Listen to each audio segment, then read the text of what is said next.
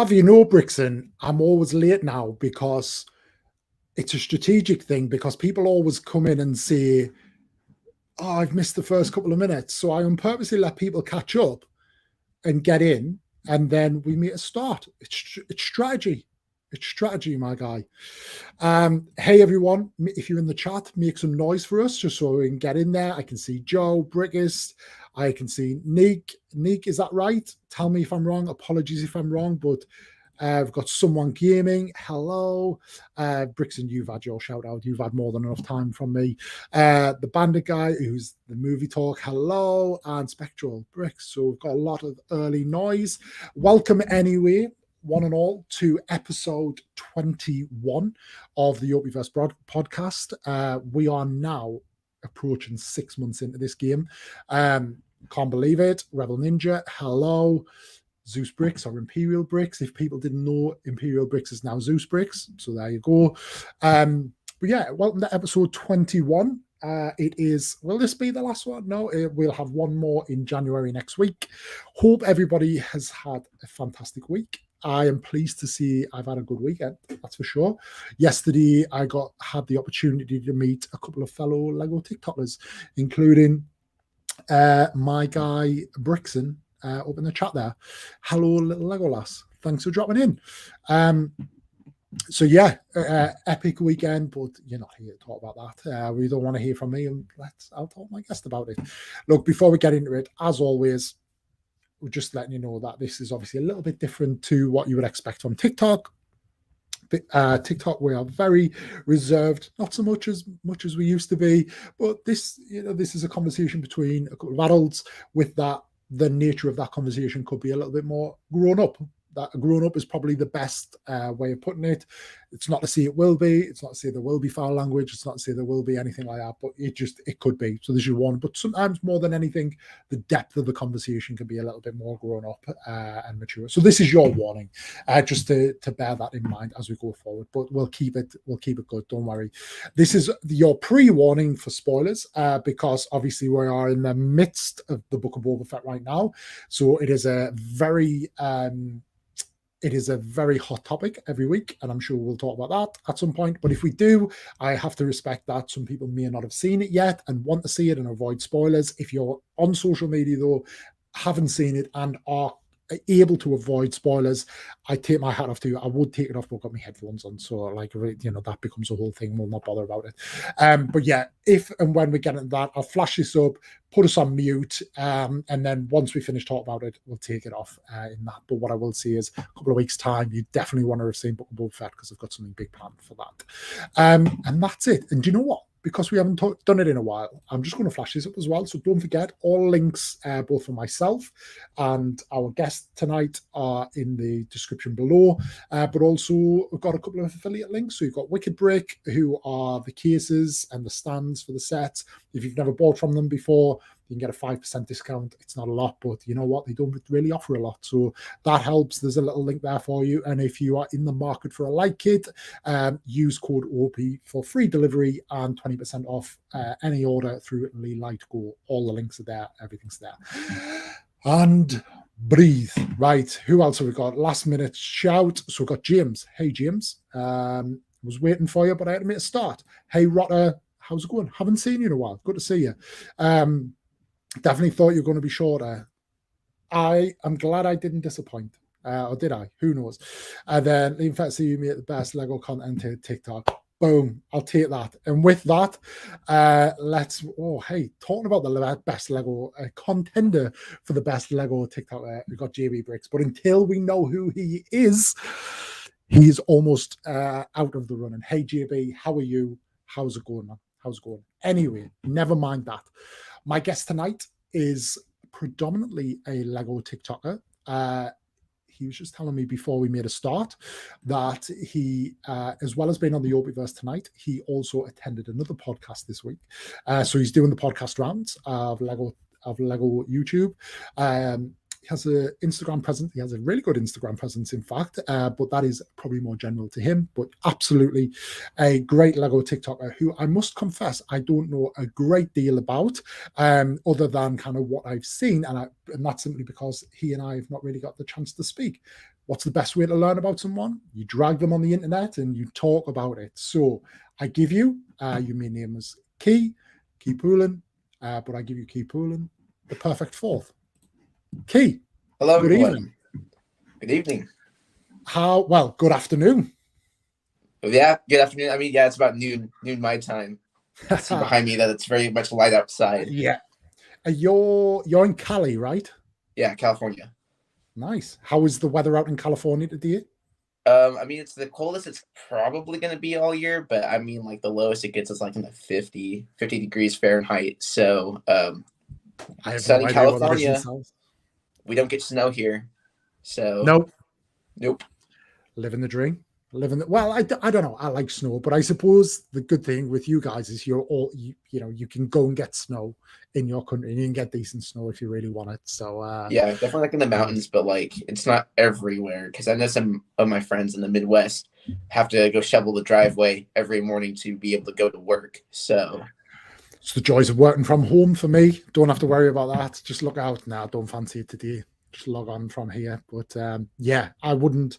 I love the snow, but the snow is it's so few and far between. We get like 1 or 2 good days a year here in the UK, so it's kind of like it's over before it really began. You get to enjoy that 1-2 days, and then that's kind of it, and then you're done. So having to get up every morning and shovel your drive would be the worst. So I feel their pain in that regards. Let's stop talking about snow though. How's your weekend? How's your day been? Your weekend? Your week? How's 2022 going for you so far? 2022 has been great so far. I mean, a lot of growth. On like TikTok, I'm almost at 250,000 followers. That's exciting. I haven't even been on for a year yet. Like I started in June of last year, kind of on a whim. My week's been good so far. Just started back in school. I'm in college right now. I go to Fresno State University in Fresno, California, and I'm a music education major. So I'm going to a lot of my music classes again. Some things have been moved to remote learning because the Omicron variant is definitely surging, especially locally here. Definitely like a lot of businesses are looking for new employees because everyone's on sick leave right now. But things are eventually going to get better. Like we're planning on going back fully in person again at the start of February. So we're actually coming up to the end of that period. But yeah, like the first few weeks, we're just going to be online for some things, but most of my classes are actually in person because there are like a lot of music ensembles. And while we did do those online during the height of the pandemic, it's just not practical in any way. So things are getting better though. I can imagine that trying to kind of direct music on Zoom. Oh yeah, it's a nightmare. For timing, like with ever so slight lag, like as good as the quality is now, like the slightest of lag just throws everything out from one person to the next. So and one person could hear it, but that person doesn't hear it. So yeah, like everyone would just be on mute and be kind of doing their own thing, and it just became so impractical to the point where we stopped like meeting together, and we just got like individualized assignments that we could all like turn in and still like listen to each other doing like performances and stuff, but it just wasn't in live time. So it kind of, like people were able to get better, but just the whole sense of making music together with other humans was non-existent, and that's kind of what music's about for the majority of us. So it was really rough for that first year of the pandemic. Indeed. What do you play a specific instrument, or do you play an ensemble of instruments? I'm starting to learn more instruments, but my main instrument is trombone, and my secondary was euphonium. But now I'm like becoming a lot more competent in the other brass instruments like trumpet and French horn and tuba. I'm actually teaching there. So we have like, it's like professional marching band. It's called Drum Corps over in America. It's actually like an international organization. So we actually get folks from the UK and like Japan and all over the world coming to do this thing with us. And I work with this group out of Sacramento, California, which is our state capital, called the Sacramento Mandarins. And I'm now going to be teaching there after I marched there for the last 5 years. So I'm actually on staff. I'm the youngest person there, so I've got a lot to prove, but I'm very excited. It's kind of what I want to do with my life. So super exciting professional opportunities coming up. You'll see a lot more of that on my socials. during the summer, especially because that's when we kind Yeah. of hit the road and tour the country and do that whole Nice. thing. It sounds like you are very well placed to be doing exactly what it is that you want to do, which is what it basically saying is, Key, it sounds like you've got your life together, which a lot. How old are you? You must be like early to mid 20s, 22, 23? I'm 21. 21? I'll be 22 in March, but yeah, Okay. I'm. Everyone says I look a lot older than I am, and then I like open my mouth and speak, and I sound more my age. But like people see a picture of me, they're like, "Oh yeah, that guy's like maybe 30," and I'm like, "Okay." I was just going off the you saying you were late, like a major in college and trying to do some quick maths, but for sure. but yeah, but no, that's good. Like to have your plan and have it fully in motion at 21-year-old is impressive. I can't even remember what I was doing at 21-year-old, which means it probably wasn't worth remembering. So but no, very impressive indeed. So are you, what we can see here is, are you in like student accommodation, or is your uni your local university, so you still kind of at home with parents? Or yeah, so I mean, so my college from my parents' house is like 10 minutes down the road, but it's a really nice university. We were very fortunate to have it in the proximity that we have it, because most of the other larger state schools are a lot further away. California is kind of a weird state because it's like super long, so you can go from the top to the bottom and it takes over a day traveling that way. So like a lot of the big universities are like down in LA or like up in like the San Francisco area, or like you know, between 4 to 6 hours away. So the fact that I have something that's great, that's 10 minutes down the way, tuition's not awful, I'm not going to be in student debt for the rest of my life, I'm very fortunate to have. I actually spent like the first 3 years of my undergrad living at home with my parents, because they're like, we'll pay for everything as long as you're in school and you're doing the thing. And then the pandemic hit, so finances got a little bit tough. So like I got like my own job, and then I started doing this, and this started helping paying for things and all that. And now my grandmother is 91, so she's kind of in the twilight of her life, and she moved in with my parents. This is her house, but she doesn't live here anymore. So my parents were like, well, if you want to have like your own studio and be able to do like just kind of have your own place, I'm basically like the caretaker of this house. Nice. In her stead, which I can't complain at 21. No. I don't have roommates or anything. Like I can have my friends come and go as I please, but I don't have to worry about sharing a space with anyone, or like, you know, families can be chaotic at times. I don't really have to deal with that as much. I'm sure they're watching right now. So no, that's very useful. And I always find, because you guys in LA are like 8 hours behind us. So, and there's a couple of you guys over on that side, like very few.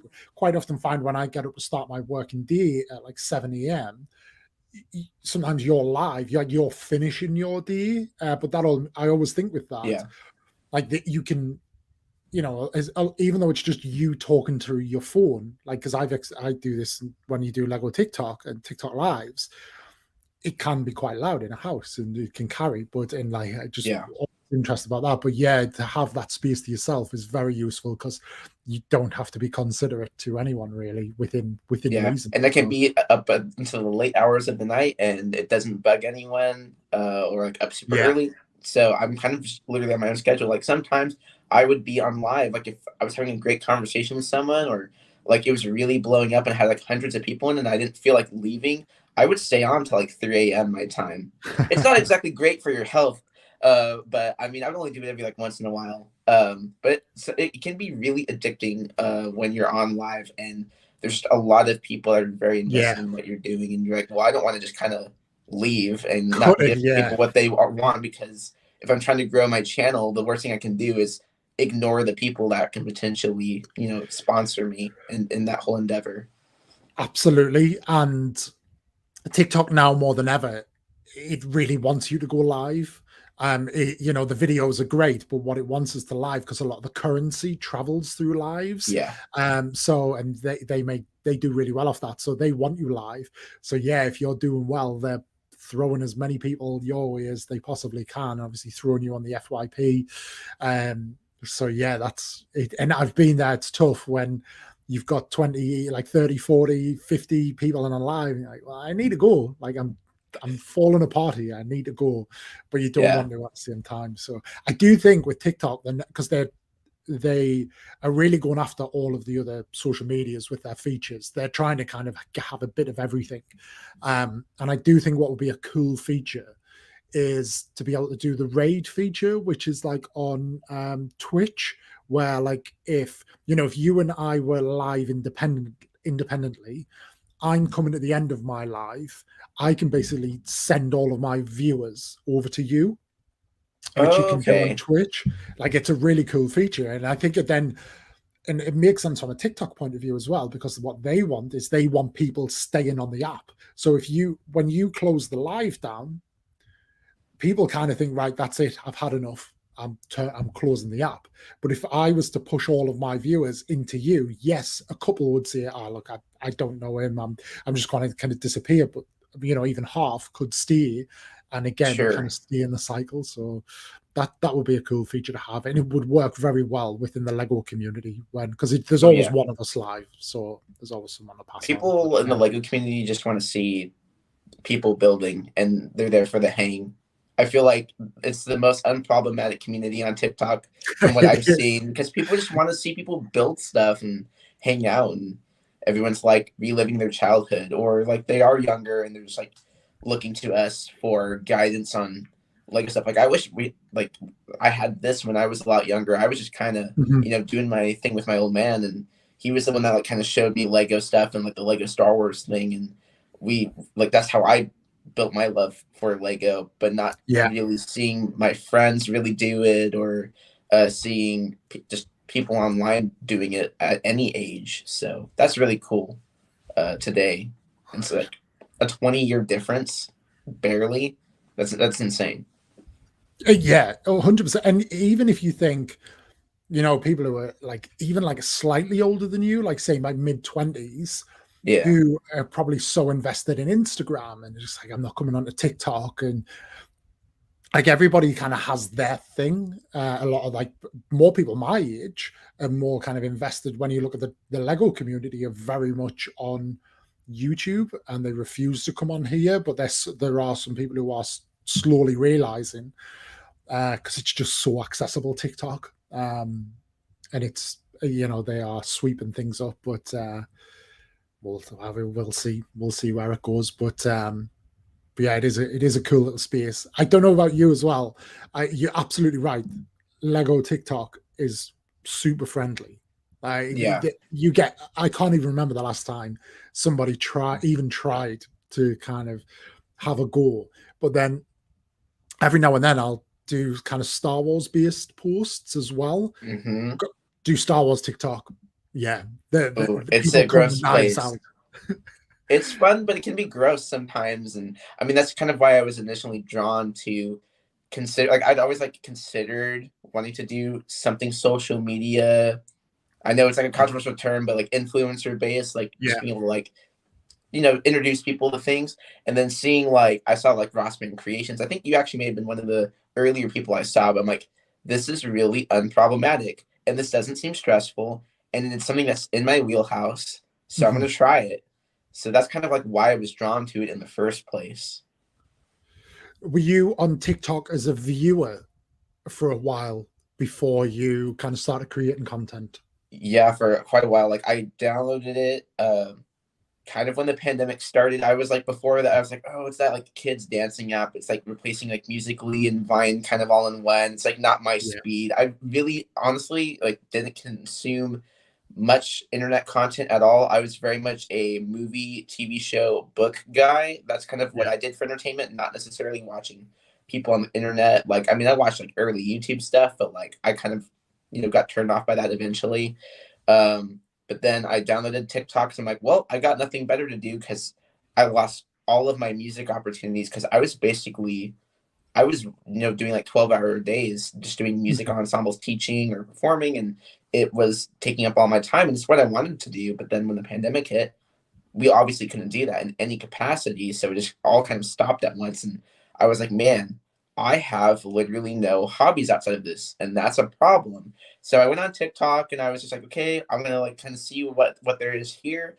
And then I kind of just like a shadow for a year. Like I had the account that I have now, like I had that profile, but I didn't have like a picture up or my name anywhere. Like, I mean, until I hit 10K, I didn't even tell anyone who I am because I didn't really know what I wanted to do with it. But then eventually I saw like some videos and like, you know what? My mom got me this Lego set for Christmas after I had been collecting for like 6 years. I'm Yeah. gonna build it and I'm gonna just review it and put it out there and see if it sticks. And it got like 5,000 views, which I mean for a first TikTok, I feel like is pretty decent. Yeah. Then people kept asking me questions about it, so I kept doing videos about like minifigs or like what I liked about the build, what I didn't like about the build, and just kind of like giving like an all-encompassing uh view on that set. And they're like, you should do something else. And I'm like, well, I'm a broke college student. I don't have money. And one dude in the comments was like, what's your Venmo? And I was like, okay. And I put my Venmo out there and he sent me $100. And then I ended up buying the White House architecture set. And then I Nice. built that one. I shouted the guy. I was like, this dude paid for this. And of course I'm going to build it and I'm going to share it. And then eventually it kind of snowballed and it got a bunch of views. And then eventually I was able to get to 1,000 followers. And then when I went live, it just blew up in the algorithm and I got such a massive influx of followers. And then it just kind of became self-sustaining, which I know for some people that is their story, but for a lot of people it's definitely not. And I feel like I'm very fortunate to have had the journey I had. But it definitely got me back into Lego because I really wasn't collecting for quite a while. I didn't go one day and I was like, oh yeah, I'm gonna stop collecting Lego now. It was more of I got involved in music and then in band, and that was what was taking up my time. So I wasn't able to really invest in Lego, so it kind of phased out of my life. And then because band got taken away, I went back to like the first thing I thought about was like my old hobbies. And I'm like, well, I Yeah. used to really like Lego. I'm sure it's come a long way in 6 years. Let's see what's out there. And then that's when my mom got me the Grogu set, and I built that one. And then the one I did the review of was the Kylo Ren shuttle. And I was like, man, I'm really going to become poor over this because this is really fun. So that's kind of how I Yeah. got back into it. I'm just looking yeah. at your collection. What is over your right shoulder? I have no idea about because I can see the This Harry way? Potter stuff. Yeah, I know the Harry Potter stuff is pretty new. Like some of it, I know the Nintendo Cube is pretty like the Yeah. Mario Cube. Most everything in But here is new, actually. okay, For the but most looking part, like over within the your last few years. There's some so stuff behind me on the Star Wars wall that is older. so you've got And the I actually have quite a few hyperspace older ring. sets. Sorry, what was You've that? got I can see you've got the Jedi fighter hyperspace Mm-hmm. ring. That's an older set. You've got, is that Darth Vader's UCS TIE fighter? TIE That Advance? is from That's a 2007 beautiful or like set. 8 or whatever. And is that the UCS Snowspeeder next to a UCS A-Wing? Yes, that one is the crazy one. Because my dad picked that up. I was 3 when that set came out. It was like 2003. And my dad's a huge Star Wars fan, and he got it, I think, for himself, but then he locked it away in the closet. The box was really beat up, so I don't think it would have Right. been able to be sold for very well. But I found it when I was like trying, because I lived in an apartment for a few months last year, and like moving my stuff out. The box literally was in a closet and it fell on the ground, and I'm like, what the heck is this thing? And then I like saw what it was, and that's when I was starting my channel. I'm like, okay, I've got to build this on live because I've never seen anyone have this before. I know that they did like a re-release, but it was like updated like Yeah. not too long ago. But like that set is probably in this room at least probably well, it's the oldest set I have in this room. I also have the original 2003 Jabba's Palace, but I actually have quite a few older sets. They're just not in this room. And I'm thinking once I finally catch up with my backlog, I'm going to go into the other room where I have these totes with these older sets. And some of them have kind of fallen apart a bit and parts got mixed around. And I'm going to just go on live and kind of repiece my collection and Yeah. put it all back together eventually. And that's like a long-term project. It'll take like at least another year. So there's plenty of content opportunities with that for sure. And I'm sure there are people that would be invested, because there's definitely some things that I think are considered rare now that are just kind of there that I built when I was like 6 or whatever. As a content creator, old sets always win, because you'd be surprised what you find, what you pull out of there. So yeah, definitely go with that. But also as well, thinking things like the Snow Speeder, Vader's TIE Advanced, like that. Nobody talks about that. There are probably not many, but there are some Lego TikTokers who will have it, but nobody's ever reviewed it either. So if you're ever stuck, just kind of turn around. Like I have my Sandcrawler over there. Yeah. I moved away from it because I gave it so much content about me buying it and then building it in the progress, but I never went back and did a review of it. But it's that thing that I know it's there, that when I'm just having an absolute mind block, I can pull it out and see, right, okay, let's review this. I mean, like my content for the past, I don't know, like 3 or 4 months has basically been, all right, we're doing the set in the backlog today, and then I'll go on live, and I'll, like right now, my current project is this treehouse right here. I love the set, by the way. I think this might be my new favorite. It's so great. Treehouse gets so much love. Yeah, it's people quite often ask when I'm live, like, "Oh, do you have the treehouse?" Like, no, that and the blacksmith. That was my previous favorite too. Those were both great, and they kind of just can work on their own. So for anyone's collection or lack thereof. But it's basically been completing sets on live, and then I'll do a review, and it's like the newer stuff. And I know, like, especially like the younger crowd of my followers, they are just very invested in my thoughts on new things, because Lego, I know people are like, oh yeah, Lego's really expensive, or they're like, actually it's kind of like underpriced, whatever. It's still money, and it's quite a bit of money to spend for any one single item, I believe. So hearing at least somebody else on the internet talk about a set that they already spent the money on, kind of getting like a second opinion almost on before they go and splurge. I feel like they definitely appreciate that. So like I try to be as current as possible, which is my whole battle right now. Is like I want to give them the new stuff while it's relevant, but I also want to be able to go back and go do all the old stuff, because there's like the older generations like, oh, I remember having that as a kid, or like, oh, I totally walked by that in the store and I didn't buy it, and now I can live vicariously through you, that sort of a thing. Or getting like the newer generation, exploring like some of the older themes and sets that have, you know, come and gone that was before their time. Yeah, it's so weird. It's like, yeah, I bought the set in 2008, and then like this kid will be on my live. He's like, oh, I was born in 2010, and I'm like, oh, and then I feel old. But it's just so crazy, like what people know or don't know about, and that's why I think Lego particularly is going to become a lot more versatile, for like at least for content purposes online. So I'm super excited. Yeah, it's a really cool catalyst for content creation, and it, no matter what type of Lego collector creator you are, it fits really well. People love to see, you know, cities, and everybody loves to see like how a city's made and everybody's take on that. People love the Star Wars stuff, they love the Harry Potter stuff, they love the Marvel, like all of the just the kind of the franchises. People love mocks, they love to see what people just kind of put together using bricks. Like it's a great catalyst, because I think I see this quite often, but I think at some point the vast majority of people have had some exposure to Lego, whether it's themselves directly or through kind of family.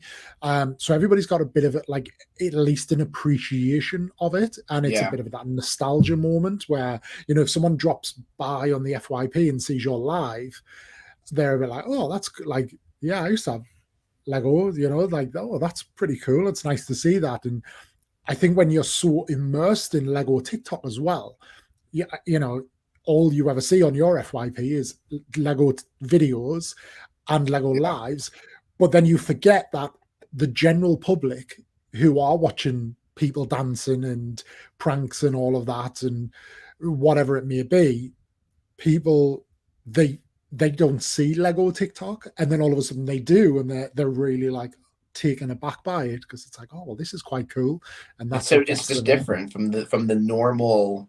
So because like when I first got TikTok, I was very much on like the normal TikTok where it's like, okay, you got your comedians, you got your dancers, you got like, you know, your typical influencer that kind of gives the term influencer a bad rep in some Yeah. way.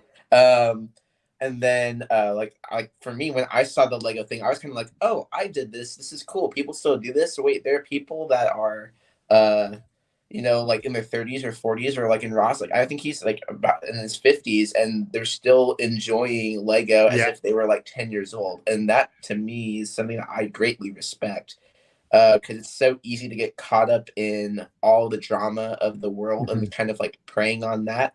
But like sometimes it's nice to just be able to go, you know what, life sucks. It's crazy, especially like in this pandemic world.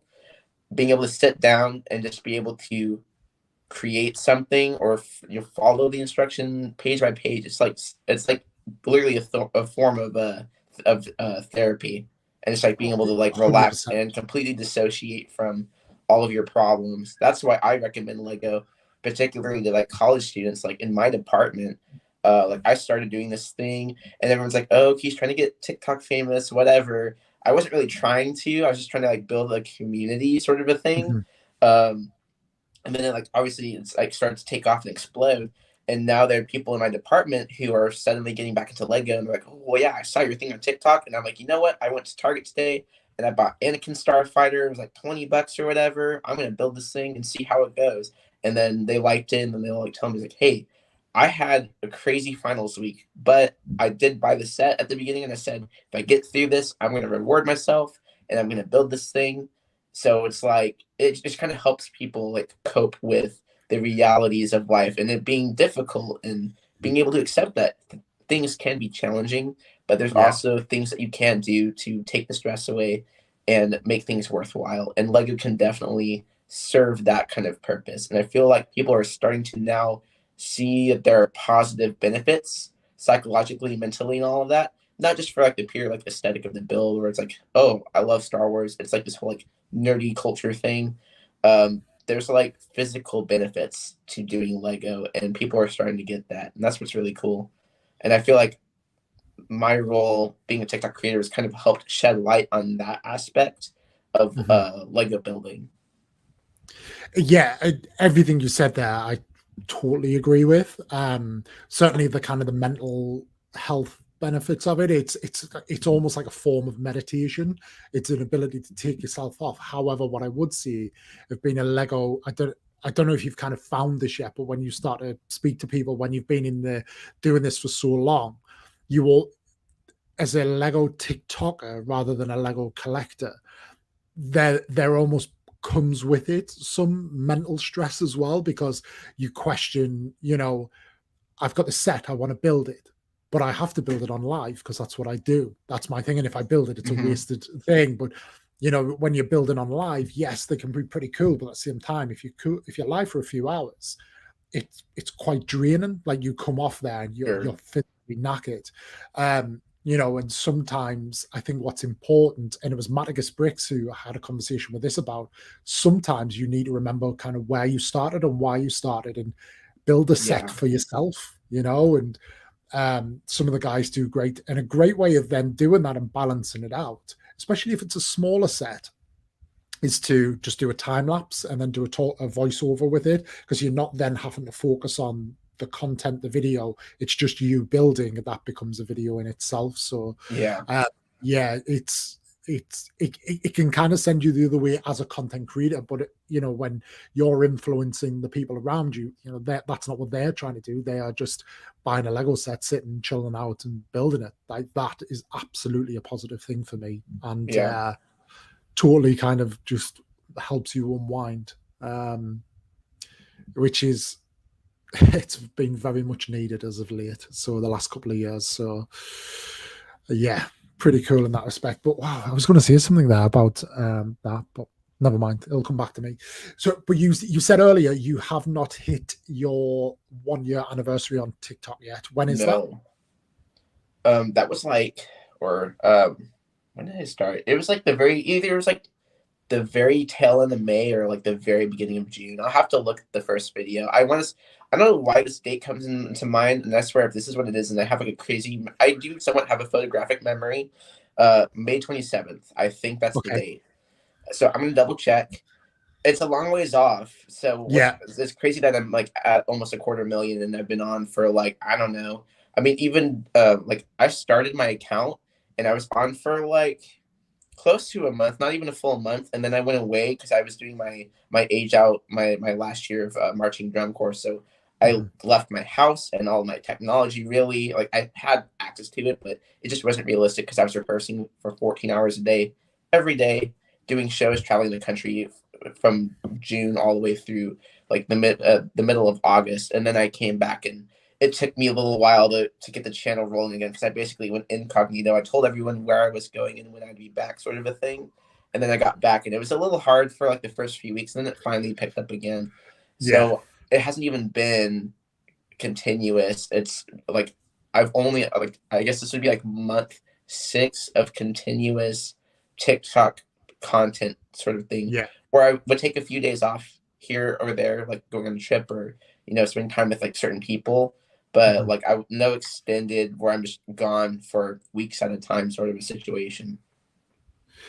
And that's like for what you've done is super impressive, and I think it's reflective of like the grind you've put in and the effort you've put in for those kind of 6 months when you've gone continuously. It's crazy because I'm sure there is a science to it, but nobody really knows what the science is because the No. science is kind of always changing. But for you, can you remember kind of when you thought, I'm onto something here? Like there is a clear following, and can you remember what it was? There a particular video for you that got you there, or was there something you could put your finger on and say, this is working for me? So I've actually been asked this question a few times, so I've actually thought about it, so I do have an answer for you. So it was really hard getting to 1K. So for all of you watching this, if you're ever wanting to get into TikTok, the hardest thing to do is getting to that first 1,000 followers, because you don't have the aid really unless you make your videos very personable. There's no way to really let people in to see how you are as a person. So trying to capture that energy in a recording is a lot more difficult than when you're just live. Like, I mean, Opie-One and I are live right now, and this is like very streamlined. I feel like I can like show people who I am and be more transparent in this medium versus like a recorded video. It's not like I'm like acting, but it's just kind of like a different like approach and style. So for me, it was kind of like there was like a video that kind of launched, and then because I was just going live at the same time, they kind of helped each other do really well. So the video I made, it was this like famous account with this guy that had clearly fake jewelry, diamonds, but like it was like a character he was doing. It's like oh yeah, this is real. And he had like a diamond tester, like that dude. Yeah. I'm sure you've seen that video of mine, and he like screams. And it sounds like the TIE fighter, going by. Yeah. So I took and it helped because of the set I was using, because nobody had I wouldn't say nobody. The 2007 TIE Advance, not a lot of people have that one compared to like the 2021 TIE Fighter or whatever year that came out. So I had that like just going by the screen, and that was my like duet reaction. It was very silly, and I'm like, oh yeah, this might get like a few likes, but like I thought it was funny, so I put it out there. That video ended up getting to like 1.3 million views, which was the most I had at that point. But that was right around the same time I went live. So what would happen is when you see the video come up on the For You page, especially if it's like trending and doing well and people are commenting on it, like people are going, oh, they're like roasting the diamonds guy, or they thought I was the guy. So they were like coming after me. But a comment, TikTok can't tell if a comment's negative or positive. They just see engagement, so they boost that in the algorithm. And everyone was liking it and commenting on it. They're like, oh my gosh, is that the 2007 advanced type? Like, they're asking about that. And then just like Lego, they're asking about that. So that video created a gateway to so many different conversations, and it just continued to boost. And then because of that, I would go live and the people would see that video, and next to that you would see my profile, and you see I'm live, and people would go over there and see me building something or talking about something, and about 1.3 million people, I guess, at some point or another saw me on live, and then however many of those people decided to follow me or like look at my other stuff, and that's kind of like how I built my community. But what I will say is, well, at least what I appreciate and like my favorite TikTok content creators are the people who are themselves and they are very personable. Like for me, a big driving point, which I feel like a lot of people don't do, like outside of the Lego community, is when they're on live, they kind of like those people just kind of ignore the chat. They don't talk to anybody. They're just kind of doing their own thing, which I mean, I've done that too. It depends. Like I'm obviously like a musician, and there are like some lives where I'd just be playing. I'm obviously not able to talk and play really at the same time, so I'm very much engaged there. I'm not ignoring them on purpose. I'm just doing my thing. But when I'm sitting here building a Lego set, it's very easy to like put some pieces on, look over at the camera, and address a question or two, and being able to talk to people, and like I can rant or like kind of talk about whatever if it like leads me into a tangent, and kind of allows me to like focus on the Lego. So I'm building a Lego set. People are able to watch me do that. People can listen to me talk, and usually like in some way I kind of reveal like a bit about myself while also addressing someone's question. They feel like I am connecting with them on a personal level. Therefore, they want to stick around. They end up following. They become a regular in my streams. That's how you build a community. And then I feel like I'm a bit of a music connoisseur too. So like I play like different artists literally every time I'm on live. So a lot of people go, man, I've never heard this before. What is this? And then I can talk about that. And that kind of leads to me talking about me being a musician. So there's just a lot of gateways. And basically, I guess what I'm saying is create as many gateways and opportunities as possible for people to ask questions and then answer those questions and just be transparent and be you. And that's how you get people to invest in you, not just as a content creator, but as a person. And that's kind of like what it's all about, is making people see you as a person and finding a way to resonate, or for them to resonate with you. And that's kind of what makes them invest. That's just kind of like what I've thought about when I like look back and reflect. It's not like I'm going in necessarily with a strategy where it's like, yes, this is how I'm going to get followers. But that's kind of like the pattern that works, at least for me. I can only speak for myself because everyone's journey is so different. But for me, it's all about being personable.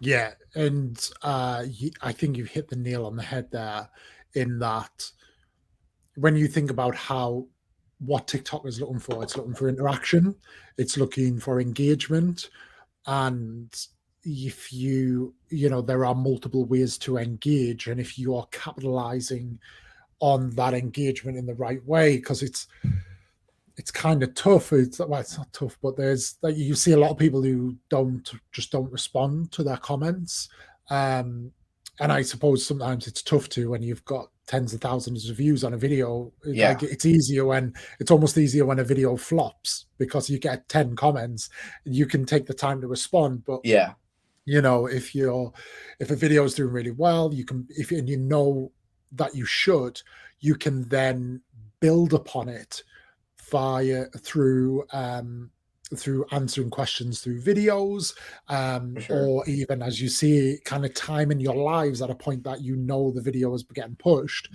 and engaging people through like lives themselves, and kind of having that conversation. But I do think that's key, and it was one of the reasons I started this, because technically I could have done this through TikTok, but one, people can't watch back, but two, what I like here is the guys, I can see them talking away in the chat. Some people just kind of sit quietly and enjoy watching. People, they talk amongst themselves every now and then. I'll kind of engage them and bring them in. But on TikTok, it's like, listen to me, read my comments. Like people just like, they almost feel offended when that's not the case. And as you said, when you're building, it's more straightforward. You can set yourself up in a way that you can react. But if you have a duet with someone and you co-host live, and which you can now do up to 4 people, like at that point, that engagement with the chat disappears. But I don't know. It's just like people just change on TikTok, and when they're into that, just can you read the comments? Like, yeah, but we're having a conversation here, So, so that's a bit. And that was again one of the reasons. That was one of the big reasons for me coming over here, is that it just kind of like settles it down a little bit to do this, and obviously the playback ability. But yeah, it's a different vibe. It's the same people, but it's a different vibe. So it's a bit of a one. Let me just address this for Joe. I know you know Joe, the Star Wars guys. So Joe, it's Sunday night. It has to be a kebab for me. It will be a kebab every time. So yeah, that's just mine, because I noticed nobody was talking on that one. Nobody was responding. So yeah, you said you touched on Ross was one of the kind of the first persons you've seen. Ross is great because Ross is just like Mr. Positivity. Oh yeah. Like he's so like chilled and just kind of cracks on, and he's so welcoming to anyone. If he was the gateway, do you know kind of who then, like, how did your tree build, and who did you connect with to where you kind of are now? I'm going to show you. So the first thing that I was like, you know what, this is the community I want to be a part of, was I went live with him, like, actually relatively early on. Because, like, I hit 1,000. He had, like, 6,000. So he was, like, my TikTok hero. Like, even though 6,000 is not, like, crazy, I don't know. Just, like, the way his following does not reflect the kind of content he puts out and how he is as a person at all. He should have a lot more. So go to TikTok, follow Rossman Creations. That's my plug for him. That's me helping out a friend. But he when we talked, I talked about how, like, I grew up, like, with the Clone Wars and all that, and how, like, Rex was like my favorite Clone Wars character. Like, now it's more like Ahsoka's my favorite Star Wars character as of right now. But he made me this, and I got this. There we go. It's just he does, like, these brick figs. Yeah, the brick. Yeah, they're brilliant. I will say I was the one that gave him that name suggestion, so I'm taking credit for that.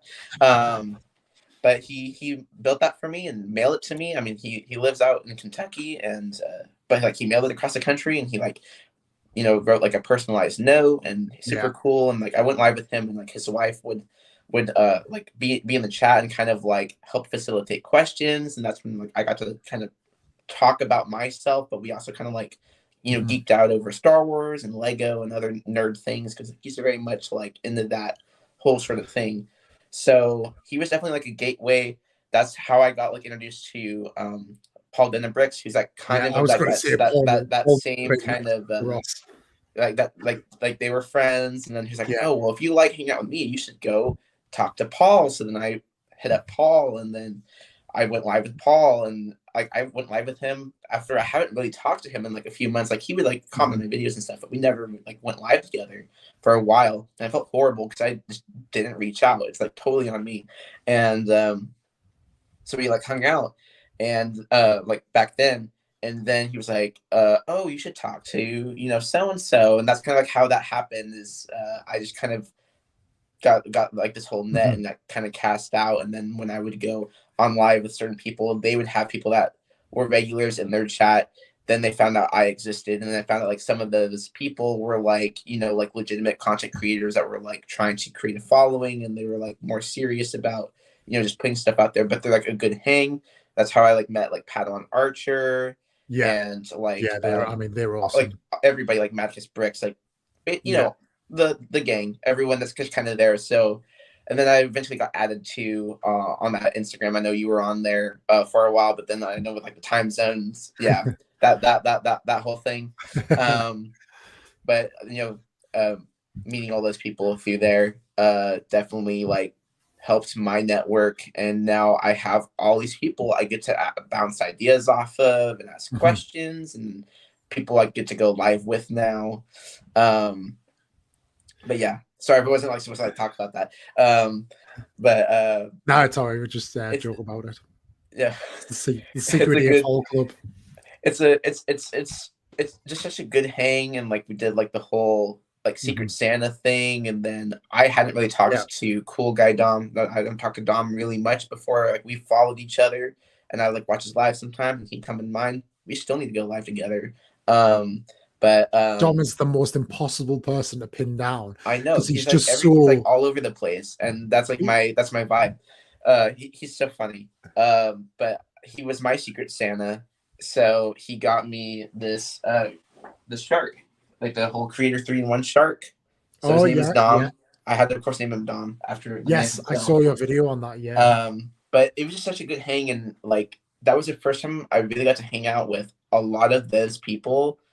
Like just them being people, like they were talking about like their real life jobs and all this. And I'm like, I know that they're real people, but like it just doesn't feel real until it's like not on TikTok. You know what I mean? Where it's like everyone's kind of got like, it's not like a persona per se, but like you just want to present yourself better off than how you really are when you're online. I don't know, just like the whole like everyone has like the I have to look good for others sort of syndrome, which is not necessarily a bad thing. But just they're a great hang just to hang out with those people, and I'm like, we need to start doing this more. And now we have like our whole Discord server, and we're like adding new creators to it every day, and the network is just expanding. And I know some people like joke about how Lego TikTok is dying. I think it's growing now because some people did leave, but now even more people are joining. So yeah, it's a really good point. And the question was there, and I've asked the question of others, and I was unconvinced because I started creating like 18 months ago now. So like Lego TikTok really boomed Christmas 2020. Like it was massively inflated. It was so like that Christmas was crazy. And then kind of the world went back to normal a little bit last year, and a lot of younger like viewers and creators disappeared because they went back to playing on their bikes or playing football or just hanging out with friends rather than kind of sitting on a phone because there was nothing else they could do. So, and that's like that was absolutely the right thing. So I think what happened is like it was overly inflated. And then what it hasn't done, it hasn't died. It's actually just found its rightful place. It's found its genuine place within a kind of almost a new normal world. Yeah. And then, new people are coming in, people still dropping away, but that's how it is. That's, it's just very much settling down. But yeah, I think again, when I speak to like that kind of group of people, I think what's really interesting as well is because when it had that big inflation, when it really first kicked off, it was very much driven by the younger creators. They were the ones, they were the noise. They weren't big creators, but they were the ones that were driving the demand. They were the ones that are coming into the lives, liking and commenting videos. So as a creator, you almost having to make your content like age appropriate a little bit. Whereas and we're not going to go over the top, but at the same time, I think what's happening is it's establishing an AFOL Lego community, so content can become a little bit more mature now. It can have a few more innuendos in. It can be a little bit, without going over the top. And I'm guilty of doing that too, where I'm like, I need this for me. I need to be funny because that's like I'll do that. But I think of course I always talk to the younger people too. But I love the AFOL community, which I didn't even know was a thing. That's how like out of touch I am with like Lego lingo. I didn't know that was like a thing where it's like there's an adult community. They got their own like acronym and everything for the whole name. So there's AFOL, TFOL, and I'm sure so TFOLs is a teenage fan of Lego. And then I think there's something under TFOL as well, but I don't know what it is. If you Google it, it's there. But yeah, I'm the same. It's like I know. Yeah, there's like that. There's that whole like I don't remember what it's called. Maybe it's like I think it's called like Beyond the Brick or whatever. It's like that Lego documentary. I think you find like on Amazon Prime for like free. Yeah, that's where I learned about like. I mean, there was like I think it was like the whole like 1x5 where it talks about like a hot girl that does Lego. Like just the fact that even exists as a term is hilarious. Just like all that sort of stuff. I've never seen that, so I'll have to check that out. Oh yeah, I'm pretty sure it's called Beyond the Brick. I'm sure if you look up something along that line on Amazon Prime, it comes up. It's free if you have Prime. So yeah, I'll check that out for sure. But But yeah, obviously, amazing. You've kind of established yourself where you are, and you will continue to do so. And we were talking about this kind of before we came live, but you're here tonight. You were on another podcast the other day, so you started to get a bit of a taste for like the Lego YouTube stuff, which is massive itself, and there are so many different versions of what Lego YouTube is. And then there's Instagram. Are you in that position now or yet where you're starting to think like, how do I broaden this? What do I actually do with this community I've built? Yeah. I mean, I had my Instagram, like I got my own Facebook and Instagram and stuff, but like my Facebook is like mainly the only reason why I have Facebook these days is because I'm connected with a lot of band director folks, and they're all obviously older. And then the organizations that work for like the Mandarins, they basically run everything through Facebook because that's what's accessible for everyone, not just like the younger people. I have that, and then like my Instagram, it used to be private, and I recently, well, I guess it's been a couple months now, but I made it like a more public account, and I've put some Lego things on there, but still mainly just me. And when I talk about it on TikTok, like it's linked in my bio and everything, but I'm like, look, if you're expecting it to look like my TikTok, it absolutely is not like my TikTok. It is more about me. But if you like me and you want to get to know me a little bit more outside of TikTok, Instagram is a great place to go because I have like my music performance stuff. I'll have videos up there of that, and my personal life I just posted a photo with my new girlfriend. I went down to Santa Barbara with her, and and people can learn about me and my life outside of the Lego dungeon, as my friends like to call it. So I'm thinking about expanding. People for quite a while now, and I feel like it's almost like a meme now because I'm like, oh yeah, I'll think about it, but I'm actually legitimately considering starting a YouTube and doing like a podcast. I'm not sure exactly what that's going to look like, if it's just going to be me and I have guests on, or if I'm going to like get a partner to do it with me, sort of a thing. If I did, I have a couple people in mind. But I'm just kind of in the brainstorming stage right now. So it might be a little while before anything's organized, and it depends on what my schedule looks like. Because I am busy now in the music school thing, but after this semester, I'm definitely going to be taking a step back. I'm still going to be in school for my undergraduate degree for one more year before I can go do my teaching credential for another year. So I've got 2 more years of school, technically, 1 more year of undergrad. But that last year is going to be a lot less involved. So I'll have more time like outside of school hours. And that's when I'm going to consider, trying the podcast thing, and maybe not being super heavy, but like just seeing kind of if it sticks. I feel like I can do the long form sort of a thing, but I've definitely like figured out how to navigate TikTok, and that's my strong suit. And I think that's why my following on there is kind of where it's at. And it's hard because I have all these followers on TikTok, and I'm like, go follow my Instagram, trying to like get people to go check out my other things outside of TikTok in case TikTok loses relevancy. Like Vine was a huge thing, and then they got suddenly into some legal trouble, which, seeing TikTok in the legal trouble with like certain audios and things, I was like, oh, this is it. This is where it all dies and disappears.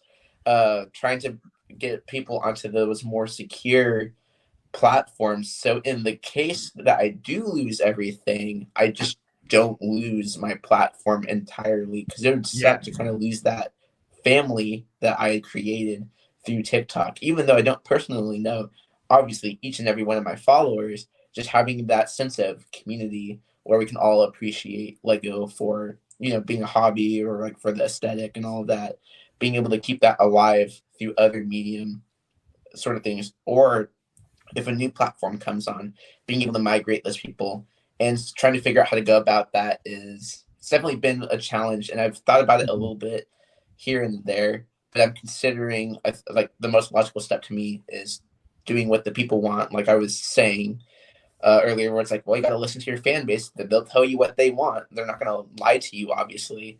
And maybe it's time I migrate over to YouTube and do some more things over there. So that's definitely going to be on at least for now, the back burner. But I'm going to think about how to go about that, because what I definitely don't want to do is just kind of rush it and throw it out there and then not be of quality, because then that's going to turn people off immediately. So just trying to figure out how to go about creating something that allows me to be me, but is still of high quality, and I don't have to feel like I'm cramming it in there and like burning myself out, because the worst thing I can do is, you know, lose a love for content creation and doing Lego on the internet, because that's kind of like what I've basically been doing with most of my free time outside of school, and it's keeping me sane. So I want to keep that alive, basically, is all I'm trying to say. Yeah, indeed. So it's an interesting point because it's so true as well. Like a following on one platform really doesn't transfer to the other. And one of the things about TikTok is it's so easy to follow. Like people see you for the first time, it's the right video. The follow button is right there. On the other platforms, that's not the case. It's a 2-3 click process to get there, and people don't follow it. They need to be bought in a lot more. Transferring over from TikTok to the other sites, it doesn't transfer over in the same proportions. Then you have to get people to watch. So yeah, I definitely think, even from experience, it's yes, you want to seek out and getting people over, but at the same time be very strategic with it and maximize, because that first hit, like, look, this is what we're doing, and how you do it. Where it's becoming even more challenging is TikTok doesn't want you to go to YouTube. So anytime you see YouTube or it's typed on a screen or it's in a comments, it almost suppresses the video a little bit. So it doesn't want you to do that. Earlier on, I'd created the event for the TikTok live to see for the pre-show when I was live on TikTok before we came on here. And I had in the description, I'd said that it was the pre-show for the Opie-Verse podcast before we go live on YouTube. It's because I typed that in, it went under review for 45 minutes. And it's never, ever done that before. Yeah. So what I would say is your best bet, and this is where it then becomes a bit of a decision point for you, because obviously you're using your Instagram now, and it's more about you rather than it's more about Key than it is the perfect fourth, if that makes sense. Yeah, basically. So it's that decision and that tipping point around, do you create another Instagram? Because I have an Instagram for Liam that's with my family and friends. That's private and nobody sees that. That only I see that, and like my family and friends. And then my OP1 stuff is like openly out there, and that's what I push people to. And now that is easy to do, because then what's then easy to do still is to push people from Instagram into TikTok. So it's that kind of, Instagram into YouTube. So you, rather than pushing people directly from TikTok into YouTube, you want to push them into Instagram first, because then it's, but you'll lose like a dilution point there. Then you want to push them from Instagram into YouTube. But again, not everybody, you'll get like 10% carries over, but you'll get a better proportion than if you went directly from TikTok into YouTube, because TikTok will not make that easy for you. But then what I would absolutely say, and I say this to everyone, utilize reels and shorts as much as you can to build a unique audience on those sites as well. I will never know for sure, but every now and then on my Instagram story, I will run a poll and ask people if they follow my TikTok.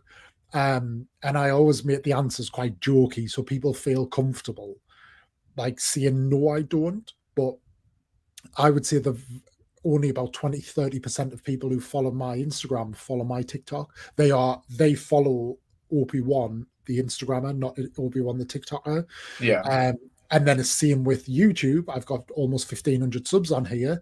The vast majority of those have come through shorts. And, you know, you might not be ready to pull the trigger on creating that longer content, but your content is ready made because you're making TikToks, which you can drop straight into Instagram and straight into shorts and start to build a base from there. So yeah, it's a slog. I mean, I might consider like doing I mean, I have some reviews, but I make them too short. I think I need to make them a little bit longer. It's like, it's just, I feel like the pacing is just not good anymore for those. But like, I just do like, I'll do like the whole, I'm building this, go live, and then I have my live, and that works for people. So I feel like it's really effortless almost, but that's what people like. So I just continue doing that. But I'm considering doing more of the review type stuff, and maybe I'll go back and my sets I've already done, do new reviews, because I was finding my voice and delivery when I first started TikTok, and now I feel like it's a little bit more solidified. So I'm able to basically redo those, and then maybe that's what goes onto YouTube as like the shorts like you were talking about, and that's kind of my precursor, maybe my feeler, and then maybe after I do like between 5 and 10 of those or whatever, maybe I'll consider doing my first. Like I would probably do like a podcast type situation, like what we're doing right now, because this is my speed. Like this is what I like doing on TikTok, is when I will co-host with someone else and just talk. That's what I prefer to do, as opposed to like creating something where it's like just me and I have to like, I'm not great with like video editing and all that. Like that's just, I don't have the time, patience, or like desire to do that. And I know some people do. That's just not my speed. I'm very like live in the moment, and I feel like that's what my strong suit is. I think that's just me being a teacher, is I just do well in that kind of like teacher-esque setting. So this is probably the route I would go if and when I go there. So, but I'm going to consider doing like the Instagram Reels, TikTok, or YouTube Shorts sort of a thing, and see how that goes. Because I love doing TikTok, but it's just like, it's narrow, but also like a wide net, kind of like all in the one at the same time. And it's really inconsistent. That's the thing. Yeah, it's painful at times, and you can go through weeks where you just feel like nothing is landing. And where it then becomes interesting is if you could post the same video on Reels, Shorts, and TikTok, and you get 3 totally different results. And you're like, are people watch like what's going like? People are watching this, they love it over here. So I had a 1 million view reel last year, and the same video on TikTok got about 5,000 views. How is that the case? Because the algorithm is the same. But and TikTok usually is the one where it's like super inflated. Like literally, I posted a video where I was like, I'm going to Target. I'm gonna mail my girlfriend some Legos. And then I got 100,000 views. I'm like, that's great. Why did I only get like 100 new followers? Because that's usually, those are the videos when they like pass like the 50,000 view threshold. That's when I would notice a great spike in my live attendance. Like I would literally at times have over 1,000 people in my live at one time, which is insane. Especially like that's when I ignore the chat, because all it does is like scroll. It's too fast. I literally cannot read anything, and I'm not going to completely stop what I'm doing just to go and I try to slowly scroll. I do that all day long, and it's funny because like I'll get like close so I can like do it, and people are like, "Why are you staring into my soul?" And I'm like, "No, I'm looking at the comments, not you. I promise." But it just kind of derails, and then there's like times where I'll like post a video like, I'm proud of this video. This is like I actually tried on this one, and it would get like no views. And then the like silly one that I would do, that's the one that gets literally like the TIE Fighter one. The silly one, I'm like, whatever. We'll see. I'll throw it out there. That's the one that gets 1.3 million views. That's so weird. 100%. And this is exactly that question, is like, which do you prefer? So I love planned content. I love making them, but they never do as well. Whereas those where you just, do you know when you see somebody else's video and it could be totally off niche, it's totally unrelated, but you, in your head, you're like, I can make this work. And 15 minutes later, the video is made. Those are the ones that I love. And like, they always do well. But the ones that I stress about for like days or even weeks, and like, right, what am I going to say? How am I going to do that? They do nothing. But I think it's because I overthink. And I'm very much like you. I'm very in the moment. I enjoy the art of conversation. I like to feel things out, get into things. And I think through that, they do well. And I think by doing the longer form content or that more thought out content, you almost kill off what you're actually trying to see. Whereas that moment where you've almost got that burning need to create that video because of you've had that moment of inspiration. It's fresh, you know it in your head, and that's what comes across in the video. That's what people see is like you're committed. Yeah, honestly, it's funny because I mean the comments, like people think I spend a lot of time planning things. I rarely plan anything I do on TikTok. It's all a spur of the moment. Literally, like I made that silly video about my air purifier. I accidentally unplugged it and I plugged it back in and I heard it and I'm like, huh, I'll make Yeah. a TikTok on this. Why not? And that's literally what'll happen most of the time. Like when I do like Lego things or like anything I pretty much post, it's so spur of the moment. Like occasionally, of course, I am gonna have like, I mean, with the whole like Opie-Verse appearance today, you know, that was obviously something I went on to TikTok. I'm like, yeah, I'm gonna make this video with this intent, Mhm. you know, deliver it this way. But like most of the time, especially the ones that tend to do really well for me, like viewership wise and engagement, are the ones I literally just kind of make. I have no intention of Yeah. really making it. I'm just like, you know, I'll put it out there. If it sucks, I didn't try very hard. If it does well, awesome. Thank you for Mhm. the creator fund money sort of a situation. Um, so honestly, like that's like I am actually like an over planner by nature, especially Yeah. in the music world, because you can't really like you have to practice for everything. So I sit down and Mhm. I practice everything. Or if I'm teaching, I have to obviously think about the lesson plan and like how I'm going to deliver whatever is on it. And that's where like I definitely will. I call it a paralysis by over analysis, kind of like overthinking that sort of concept.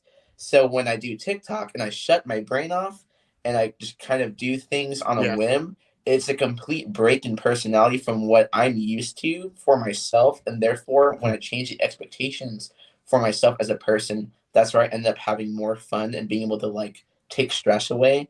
But then I've also found a lot of success because now I feel like I'm a lot more easygoing and adaptable. And that's kind of like my greatest growth, I would say, during the whole like time of the pandemic is I'm a lot more easygoing and adaptable Mhm. and it's just because I stopped over planning and basically caring to the point where like I would destroy myself internally by thinking about things so much. And now I'm just like, you know what? If it sucks, I don't care. What have I got to lose? Sort of a thing. Yeah. And kind of like when you, it's weird. Like it sounds bad. It's like yeah, if I care less, you know, things are better. But like the less you care about how things are gonna play out, the more joy and success you end up Mhm. having, or the more joy you have when you end up becoming successful or having something that works out for you. And I've kind of like just taken that approach with all things in life now, where like, yeah, I do try hard, like I do prepare. I'm not like a lazy person at all. But when I stop thinking about the consequences of literally every decision that I ever make, Yeah. I'm not as stressed out, but I also end up just having a lot more fun. I feel a lot more alive in the moment when I'm going through things day to day, whether it's on TikTok or it's just in my general Mhm. personal life.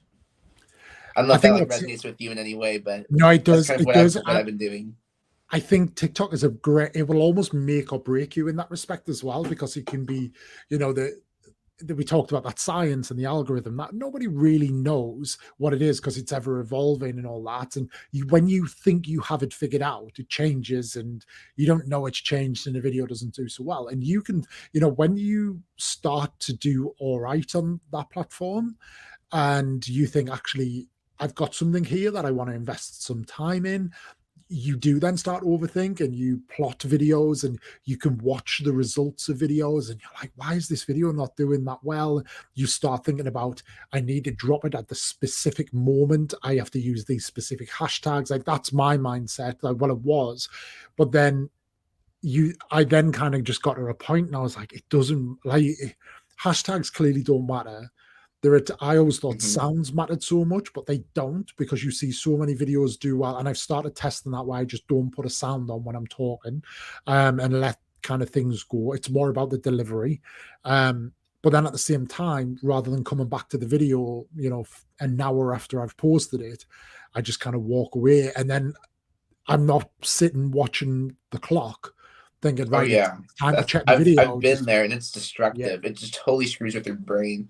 And like, I mean, for like the hashtags conversation, they do matter in some way, but like it's mainly just like a categorization thing. So like, if I put like hashtag Lego, then that kind of pushes it towards the people that view videos that have that hashtag. So that's where you like it kind of like helps guide the people in your niche to find you in a way. And like the trending hashtags, it's all like Yeah. that's kind of like what people are seeing the most for the hashtags, and that might create more For You page traffic, but that's just very subjective.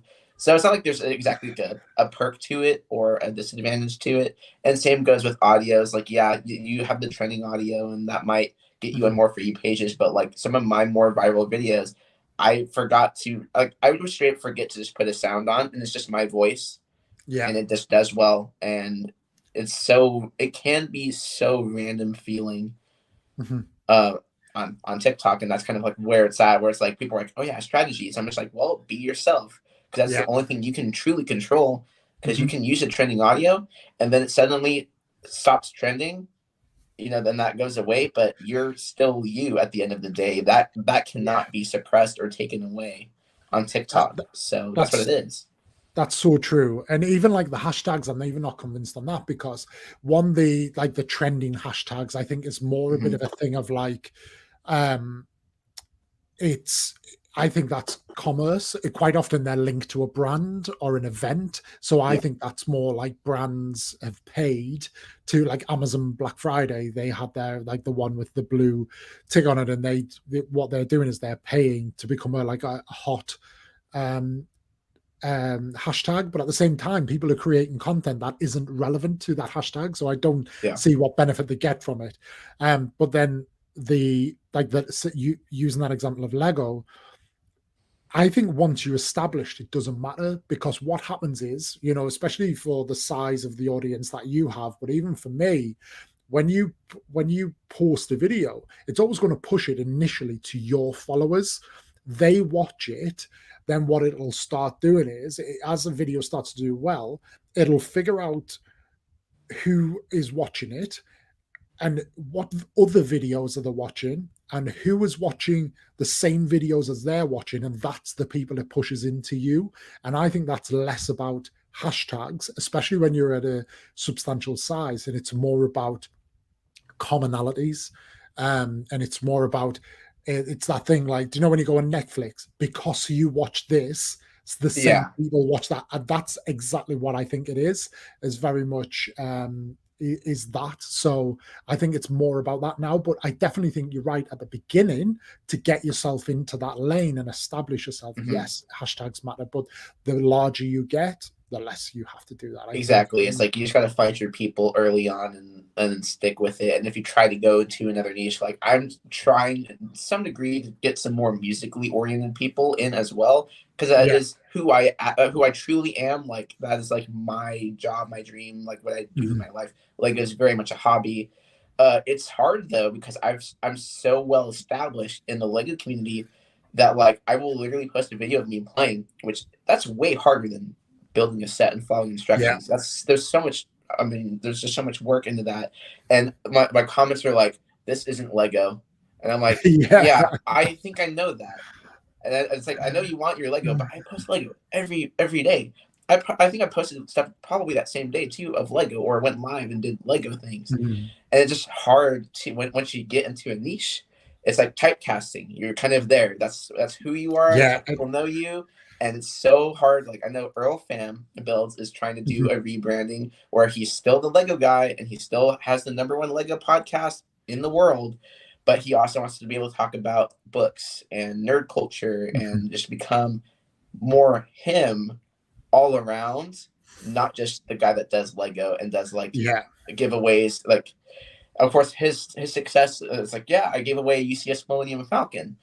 That's all people like seem to care about, and he would like post like very like personal things that people can relate to, and they just wouldn't do well. And I'm like, this is more meaningful to him, and I think for people, but people only care about the thing that they originally signed up for, I guess. I've done giveaways before, and it can be somewhat problematic because you do get that spike, but people are only there for that, and because of the way the algorithm works, when they see your normal content and it's not that, they will typically scroll away. So then it starts kind of killing you on the FYP because on Mhm. the algorithm, because people are scrolling early.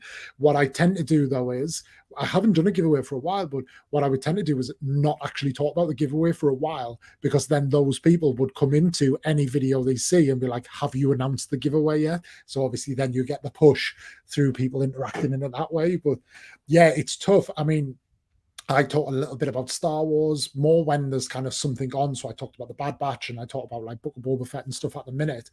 But that is a little bit difficult, but it has become better.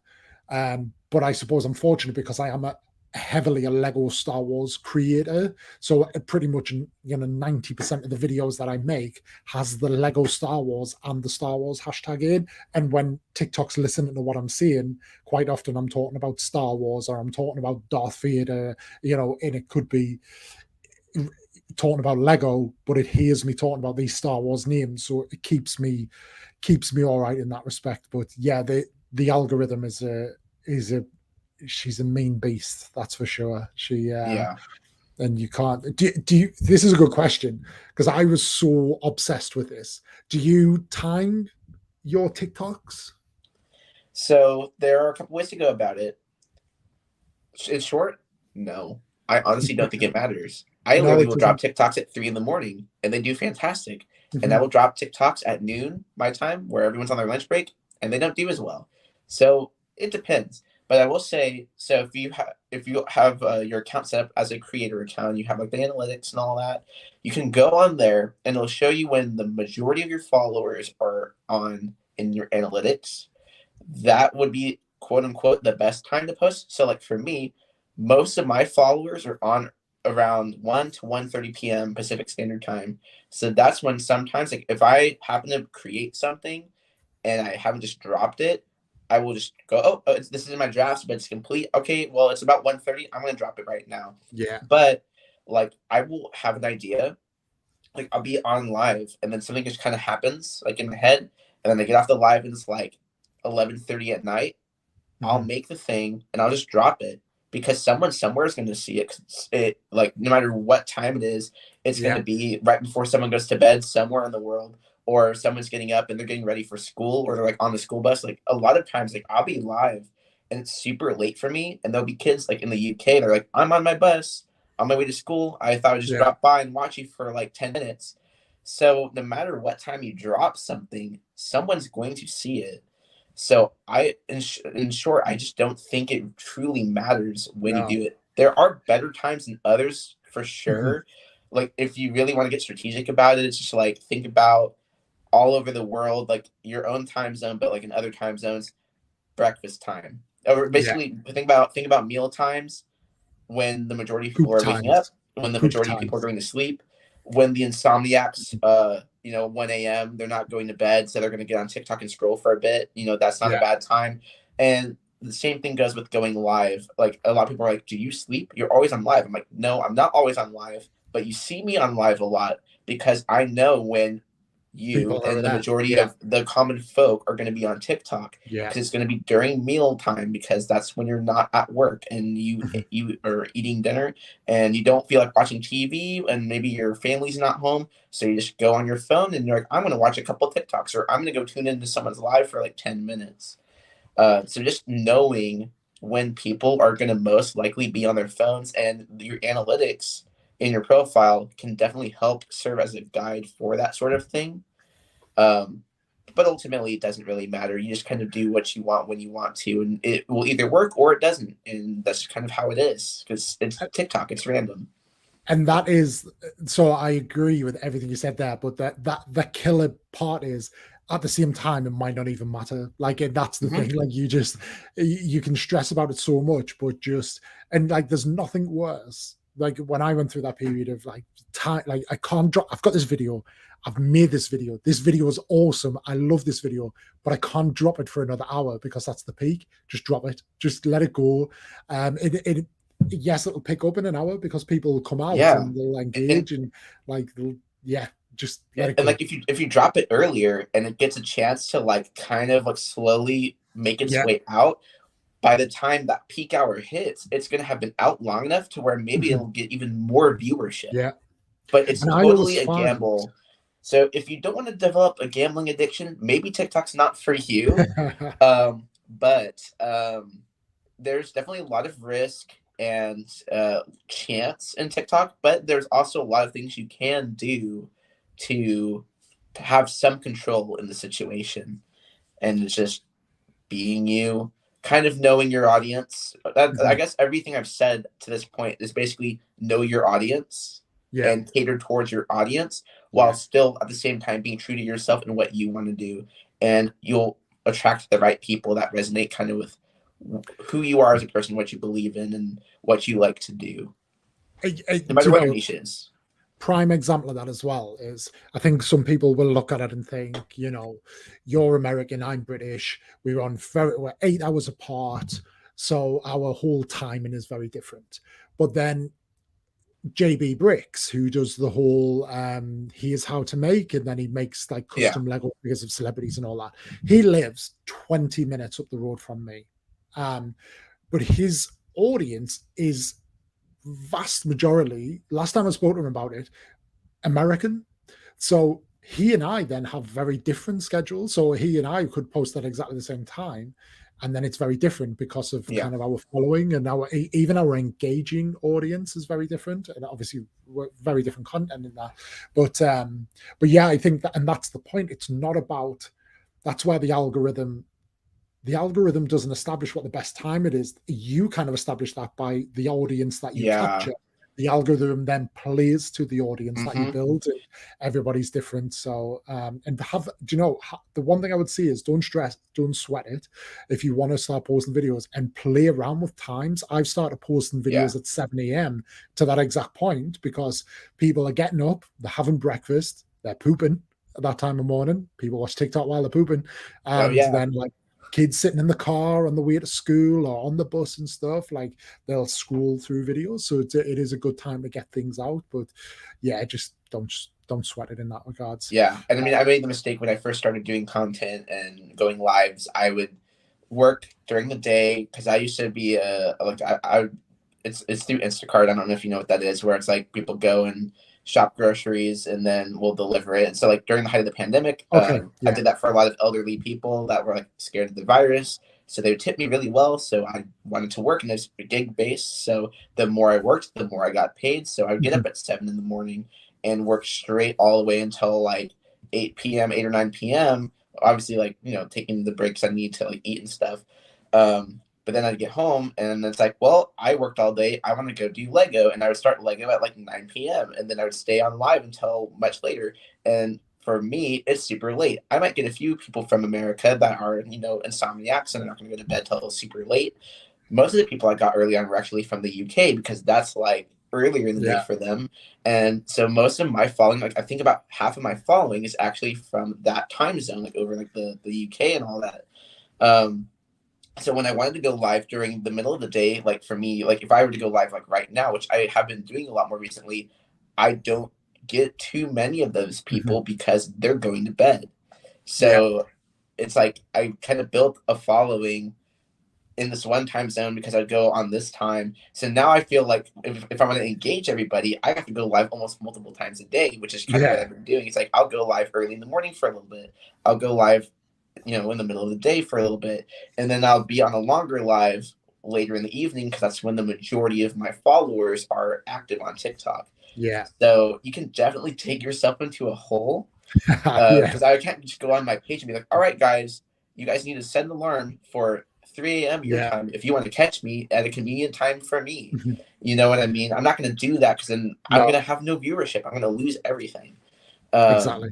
So it's so hard, and especially like everyone when they start out, they don't really know what they're doing. They don't have a strategy, and then you kind of dig yourself into this hole, and you're like, well, I kind of understand the game now, but I've already solidified what I'm doing when I'm doing it, sort of thing. And it's so hard to change anything, as you've seen when some people try to rebrand or change up their time. It's definitely an uphill battle. So content creation is so hard compared to what people think it is. You see a lot of creators, or even like big creators, so like Call Me Chris, who's one of the biggest creators out there, she has a second account, which is basically her spam account, Call Me Anything. On YouTube, you've got M&R. M&R has his main one, but then he has a second spam account because the algorithm is similar, where he can do all of the other stuff. So yeah, if you once you're at a point and you want to diversify, you're almost better doing a second account and going from there. But on that point of times and everything, it was about this time last year, and it was because I always remember because it was the TIE Fighter and the X-Wing that it came out on the January 1st release, and I was like, right, I'm going to build them both on live, but I'm going to do 2 lives, and I'm going to stay up really late and try and capture a bit of the American audience.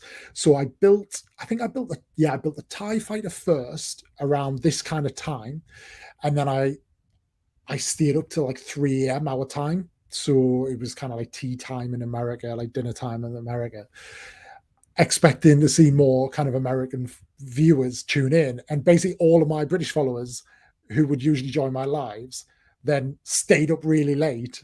I had like the week off on holiday, so it was fine for me. But they were all like, I've got college in 3 hours. I was like, well, go to bed. Like, I'm not making you stay up. Yeah. But yeah, like a load of Brits ended up staying up with me. And I think, for me, that was a big pivotal moment that made me realize that, you use that word influencer and all of that. I've never kind of applied that to myself, but that you have that level of influence, that people are staying up till 3 o'clock in the morning to watch you build a bloody X. That happens to me a lot. I'm like, go to bed. I'm a teacher. This makes me angry. Why are you not doing your homework? Why are you not sleeping? Why are you not going to, like, and people are like, oh yeah, I just class for you. And I'm like, I am a teacher. That makes me really angry. Don't do that. I swear. Sort of a thing. And it's like, why are you I talk about, like, I teach and do that. Why are people like telling me that they're basically doing things that teachers absolutely hate? You know what I mean? Yeah. It's so funny. No, it's good. It's good. Guys, I've just noticed we've hit the hour and a half. We're not going to just pull the plug, but if there are any questions that you have, please throw them out. But one thing we haven't really touched on. I've got nowhere to go, so you got me for however long you want. Go to bed. But no, we're not going to rush off. But one thing I haven't told, we touched on a little bit, was the Lego itself. And obviously you've got some pretty awesome stuff there. Like, I love the Vader's tie. I love the snow speeder. The snow speeder is obviously bang on because of the AT-AT right now. Like, that the demand for that has gone at up. 250,000 followers. So if you don't follow me on TikTok, everybody, at 250,000 followers, I'm building the AT-AT, and I'm also thinking about getting all the boys to put in there. So I'm gonna get all those battle packs and spend. Yeah.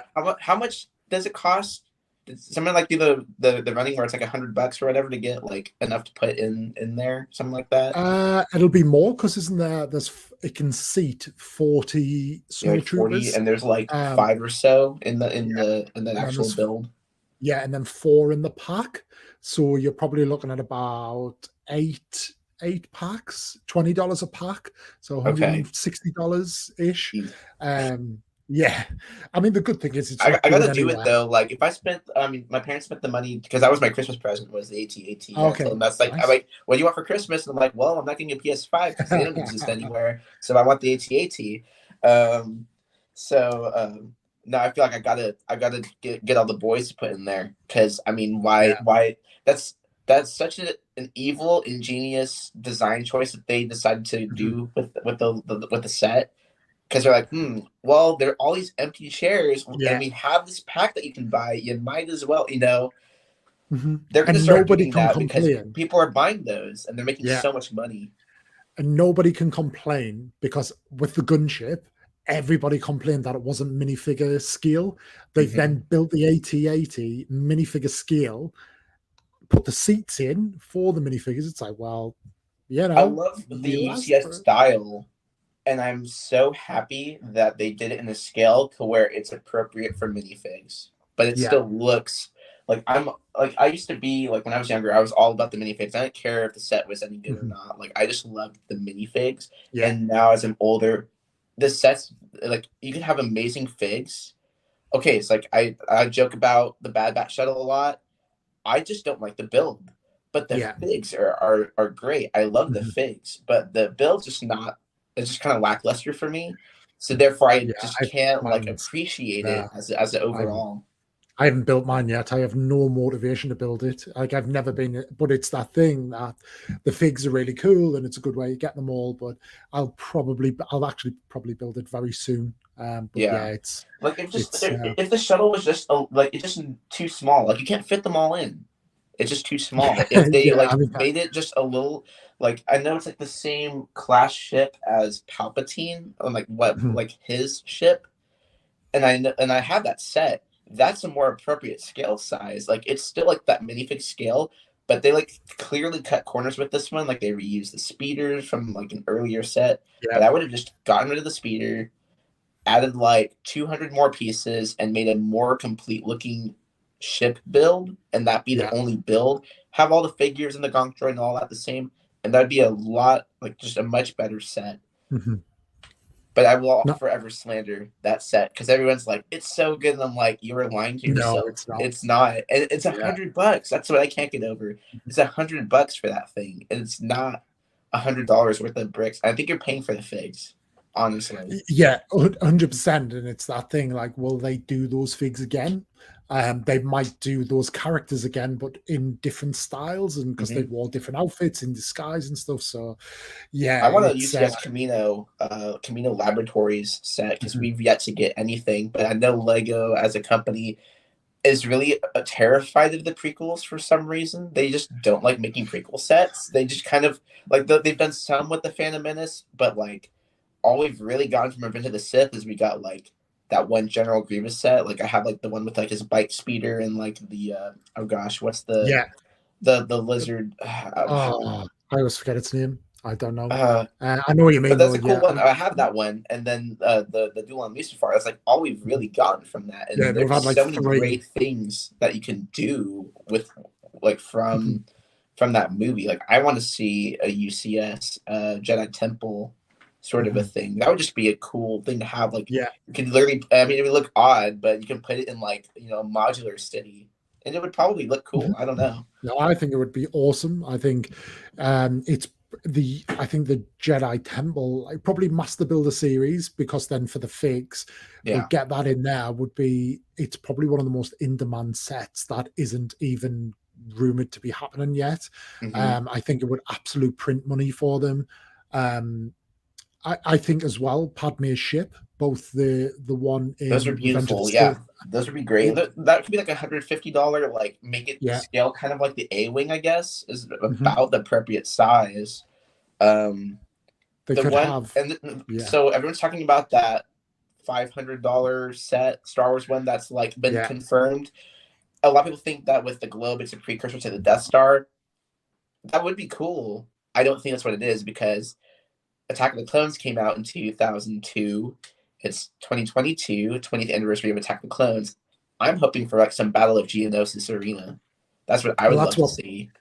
That's what people want. And then when they released the Colosseum last year, I think it was last year, everybody was like, the Colosseum was it last year?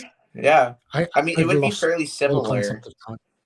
And I don't know if it would be like the whole arena or if it'd be like kind of like half of the arena, so it's like an open face thing, but like I'd love to see just like it has like the 3 pillars and it's got like the 3 monsters in there, like that sort of a thing maybe.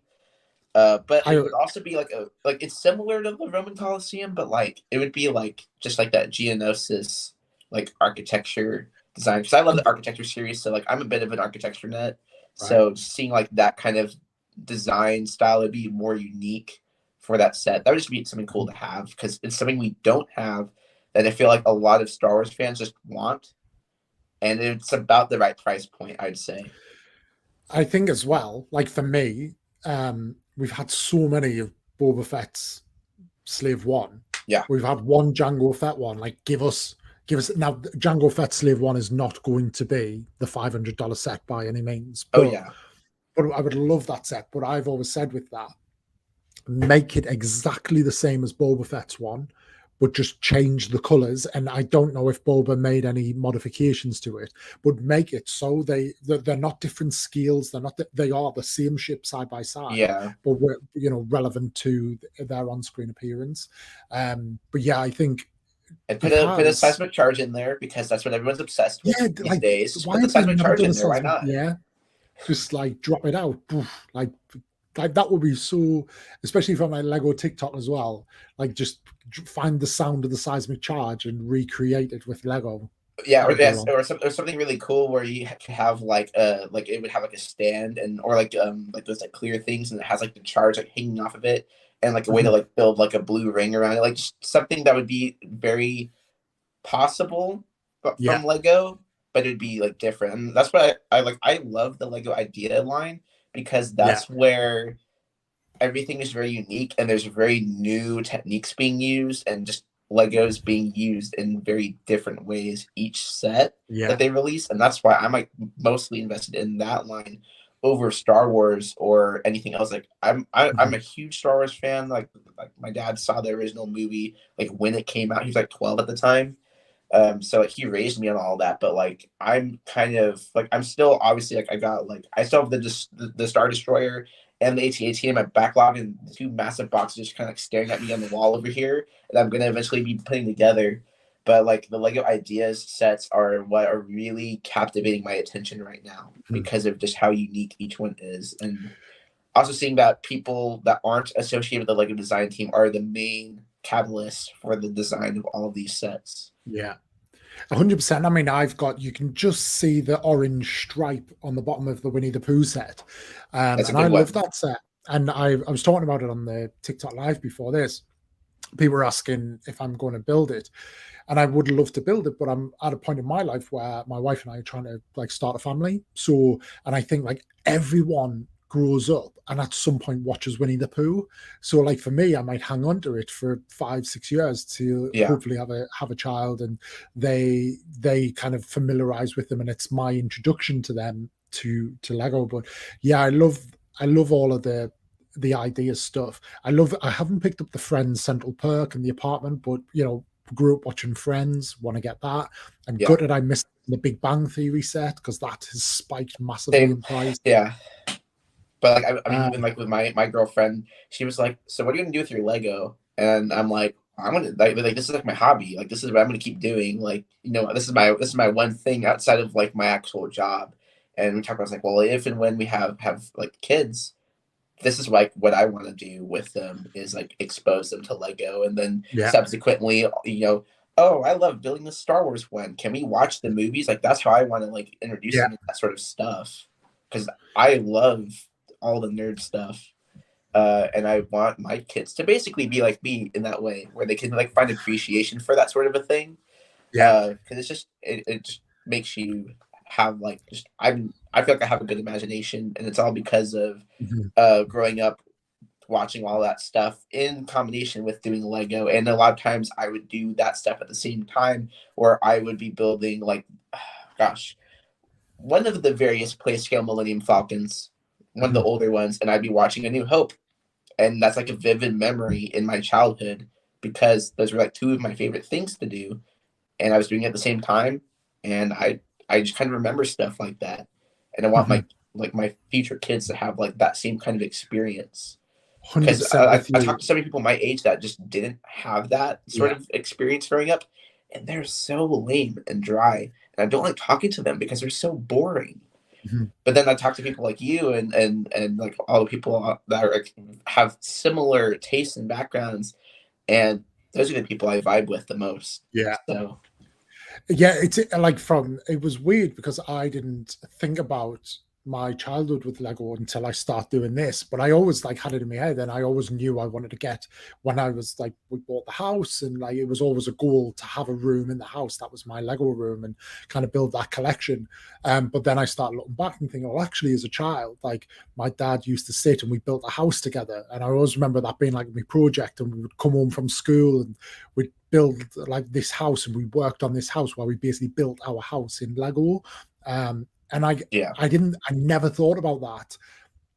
That was like probably been nearly 30 years ago, but like I never thought about that until this, and that's super cool. But then my dad wasn't a big Star Wars fan. He wasn't against it. He just didn't really feel the same way. But my mum did. Like it was actually my mum that loved Star Wars and would be like, let's watch Star Wars over and over again.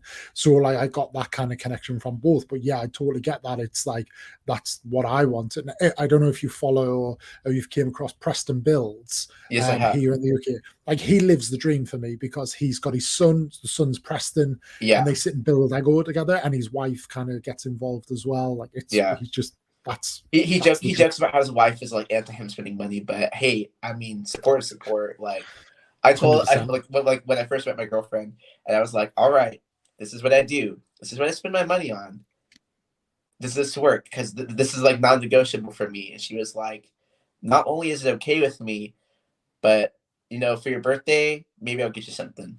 And that's like my dream. That's kind of partner I want in life, is someone that can like support my hobbies, because it's just like she was like, it was just random. She like brought up how she's like, what I appreciate the most about you is you just don't care about how anyone perceives you, and you just do what you want to do, even if people think it's dumb or weird or lame. Just because you're being authentic to yourself and what you want to do, and you don't need those people in your life anyways. And I'm like, yeah, you're right. So that's why I keep doing what I do, and I'm just 100%. Unapologetically me. So, and getting older is just like, it's the best, because getting older is just giving a shit less and less. Like you realize that like what, it doesn't matter. Just do you be you and just crack on and enjoy it. You live your life for anybody else, you'll never be happy. And the more you do, the better. And that's the case.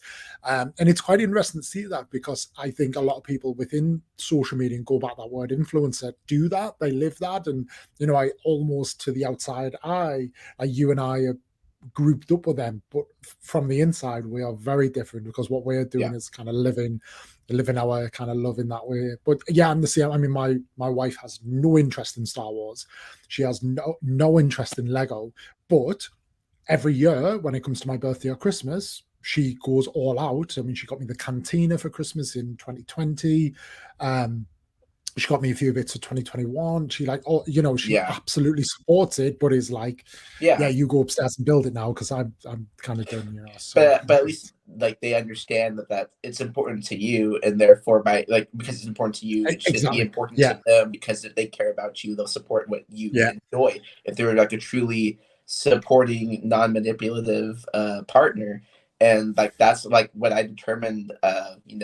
My last relationship kind of didn't go that way, and that became like an immediate a break in that whole situation. And from now on, it's like, whether it's someone I'm dating or just a friend, like if they cannot support what I do and allow me to be me, I'm not keeping them around, because I don't want to conform to what someone else wants for me to be, because ultimately I won't be happy in that situation. So that's why I love my new girlfriend, because she gets it, and she actually is getting into Lego. Like we built the Minnie and Mickey set together, and she's like, yeah, I've never done Lego, didn't really watch Star Wars growing up or anything. So we built something together, and now she likes it. So now I'm mailing her Lego, and now we're watching we're watching Star Wars together. We're doing that whole sort of thing. So not necessarily because she's particularly interested in that thing, but she feels like by doing these things, she's going to get to know me and understand me better, and therefore be a better partner in the long run, which is a huge green flag for all of you out there. If you're trying to date someone and they don't do that for you, then they're not the one. And if you don't do for them, you gotta give it back. Two-way street. Absolutely. Do that. As we start to wrap up, I think this is a really good question, actually. And it's probably not something I've these, because everybody always asks what Star Wars set would you like, because I'm such a Star Wars kind of creator. But I think this is a really good one. It's design any ideas set. So we'll use this to kind of start to wrap up. But does anything, because the ideas things really grown lately with the franchise, and it's almost like what TV show could they pick up, or what movie and stuff. But does anything leap out to you as the singular one set? One would definitely be branded as ideas. One would be Marvel, technically, I would think. My favorite show is Breaking Bad. but Lego's never gonna make a Lego set about a show about a guy making You drugs. never know. You never That's very know. not Lego's ideal. Yeah. But I want to see that. Like, I'd be down for like the RV from like episode 1 sort of a thing. Mhm. So that would be what comes to mind, because that's what I really like that show. I think if you've not watched Breaking Bad, yes, it is very adult. It is very gritty. It's not for the faint of heart, but it is so well done, and the pacing is immaculate all the way throughout, and you really get invested in all the characters, and it's very much like a linear journey, and it doesn't hop all over the place, and the tone is very consistent. So just because of that, I'd love to see that be made, because it's something that hasn't been done. And who knows, maybe Lego will change their mind and loosen up a bit and allow for some things to be made that maybe as of right now they wouldn't make, because if they're starting to listen a lot more to their fan base through the ideas thing, that they are starting to open up their ears a little bit more to what people are wanting. Like, I love seeing like the TikToks where people go, this idea just hit 10,000 on the website, and it's like, oh, Yeah. I saw like the Western one that looked cool. There was like a steampunk airship that looked cool. Just I want to see stuff like that be made, and see things that are brand new to Lego. Like, yes, of course you got like your traditional, like you got like the pieces and like kind of the style, but just having new concepts be introduced through the ideas line. That's why I love it so much more than any other theme. Yeah. And like the other thing I would love to see, and it would be Marvel, but like it's not MCU. I also love the Daredevil show. I would love to see like everyone talks about hallway scenes nowadays because of like the Luke's hallway scene, which that was epic. You got the Vader one from Rogue One, that's great. But from episode 2 of the first season of Daredevil, there's that hallway scene where he's just like, 1v like 20 people just with his fist, and he's like jumping off of walls and stuff. And it's just so cool. I'd love to see something like that maybe be made. And then they'll, like, with the filming techniques, they use like a lot of like greens and yellow lighting, maybe incorporating that into the build. So like doing some like weird like light, light science sort of a thing. That would be like an interesting way to kind of advance Lego. So it's not just like a plain looking set, but I'd love to see something like that too, like something just from like Hell's Kitchen. That'd be cool. Yes, yeah, it's and again, it's probably a bit too violent for Lego, but I suppose the MCU is the way to do it. But we do have the Daredevil minifig in the Daily Bugle, the Punisher one with guns and Blade. And those are fairly violent characters, so yeah, they're quite selective on that, aren't they? Their morals quickly change, and I think it's always with the franchise ones. They wouldn't do it as their own. I think for me, I changed on this. So I always used to see, and it still will be up there, but have you ever seen the Stargate movie and Stargate shows? I didn't watch Stargate. I know of it, I just haven't seen it. So I always thought that would make a cool set. But actually, have you ever heard of a British show called Red Dwarf? No. Familiar. Okay.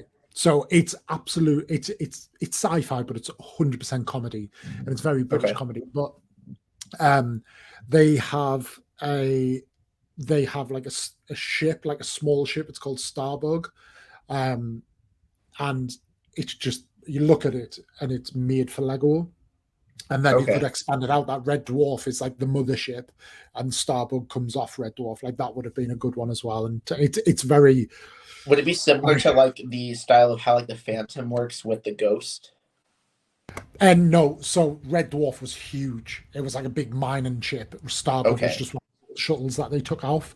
But yeah, I think that those would all be quite well. And now I always thought with Red Dwarf it wouldn't do well because it wouldn't be quite popular in America. And realistically, I don't know how popular it is in America, but it has been name dropped on a Big Bang Theory, like Sheldon mentions it once, but obviously Sheldon's like the ultra nerd, so he would know that.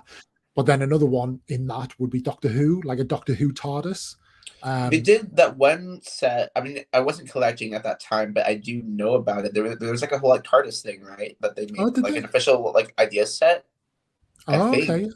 I think it had like the whole like phone box, the blue one, and I think it had like it was weird because like I know like the interior of that, like it's like that circular, like very space agey looking thing. That's like a thing off to the side, and I believe it had the older looking Doctor, and then like I think it was like the David Tennant one probably, and it had like a Okay. Dalek in it. I'm pretty sure it was official, and maybe it was released for like that Liquid Dimensions game or whatever. But I'm like 90% sure that that's like a legit set that like existed at one point. So Oh, if you well, Google it, I think it's out there. I'll It's have to probably have a look at crazy that. expensive, and I'm sure if I saw like the Star Wars guy is in Yeah, here. I'm I'm pretty sure he surprised owns. that. I think he owns that one. Does he? All right, okay, then I'll have to ask him about Yeah, that then, because he would absolutely because be the guy who he's had like it. a huge Doctor Who fan. So Yeah, it's interesting though, because like I don't. I totally understood when they did Big Bang Theory, when they did Friends, then they did Seinfeld, and I know that Seinfeld was big, yeah, I but have the he was Seinfeld one. I have all of it- those sets actually on my bottom shelf over here, with the exception of the Big Bang Theory, because I yeah. wasn't collecting at that time, and I also really haven't watched much of that show. I watched the other one, so Seinfeld's actually pretty funny. So if you've not seen that one, that's like classic like Yeah, American it was. sitcom comedy. I think it's better than Friends. So I mean, for it's still now like 30 odd years on, it still gets a lot of praise. Like it's good. I've just never grew up with it, but I yeah, am familiar with it, but I've never watched it. But yeah, it does open the realm, because I thought Queer Eye was the real one that really changed it, because hmm again, maybe it's different in America, where I never put like everything that we've just mentioned for me is like top shelf shows. They were pioneering of their time. Friends was kind of drawing viewers that people like yeah. nothing else would do. The actors were getting paid that nothing that anybody else was getting paid, and they all kind of done that. But then Queer Eye kind of almost feels like it's not even a shelf below that, maybe like a shelf below that, and it peaked 20 years ago, and then they brought it back, and I And always thought now that it's was like a bit strange. it's good again. And I mean, I like that show, and I think you commented on my video about the whole thing. But now that set may Yeah, be going up significantly in value depending on how things shake out. So well, that's it. I mean, if they pull that jacket, all of a sudden, what it's going to do is make that jacket really popular. So people will be like, yeah. people who are kind of in the know potentially, it's going to be Cara Dune all over again, and people Oh are yeah, thinking, like how much is that fig worth now? Like and $70? nothing now, because they released her again Oh yeah, in that's the Light right. That's Cruiser. right. So then it became apparent that you were going to be able to keep her. But yeah, I think what Queer Eye has done with that Queer Eye set is it has shown that almost any known program is up for grabs, like is an option within the idea Yeah. set. The Office, I mean, is I the mean, Office that that one's was supposed to be coming out. That was like officially announced, right, for this yeah, year. yeah.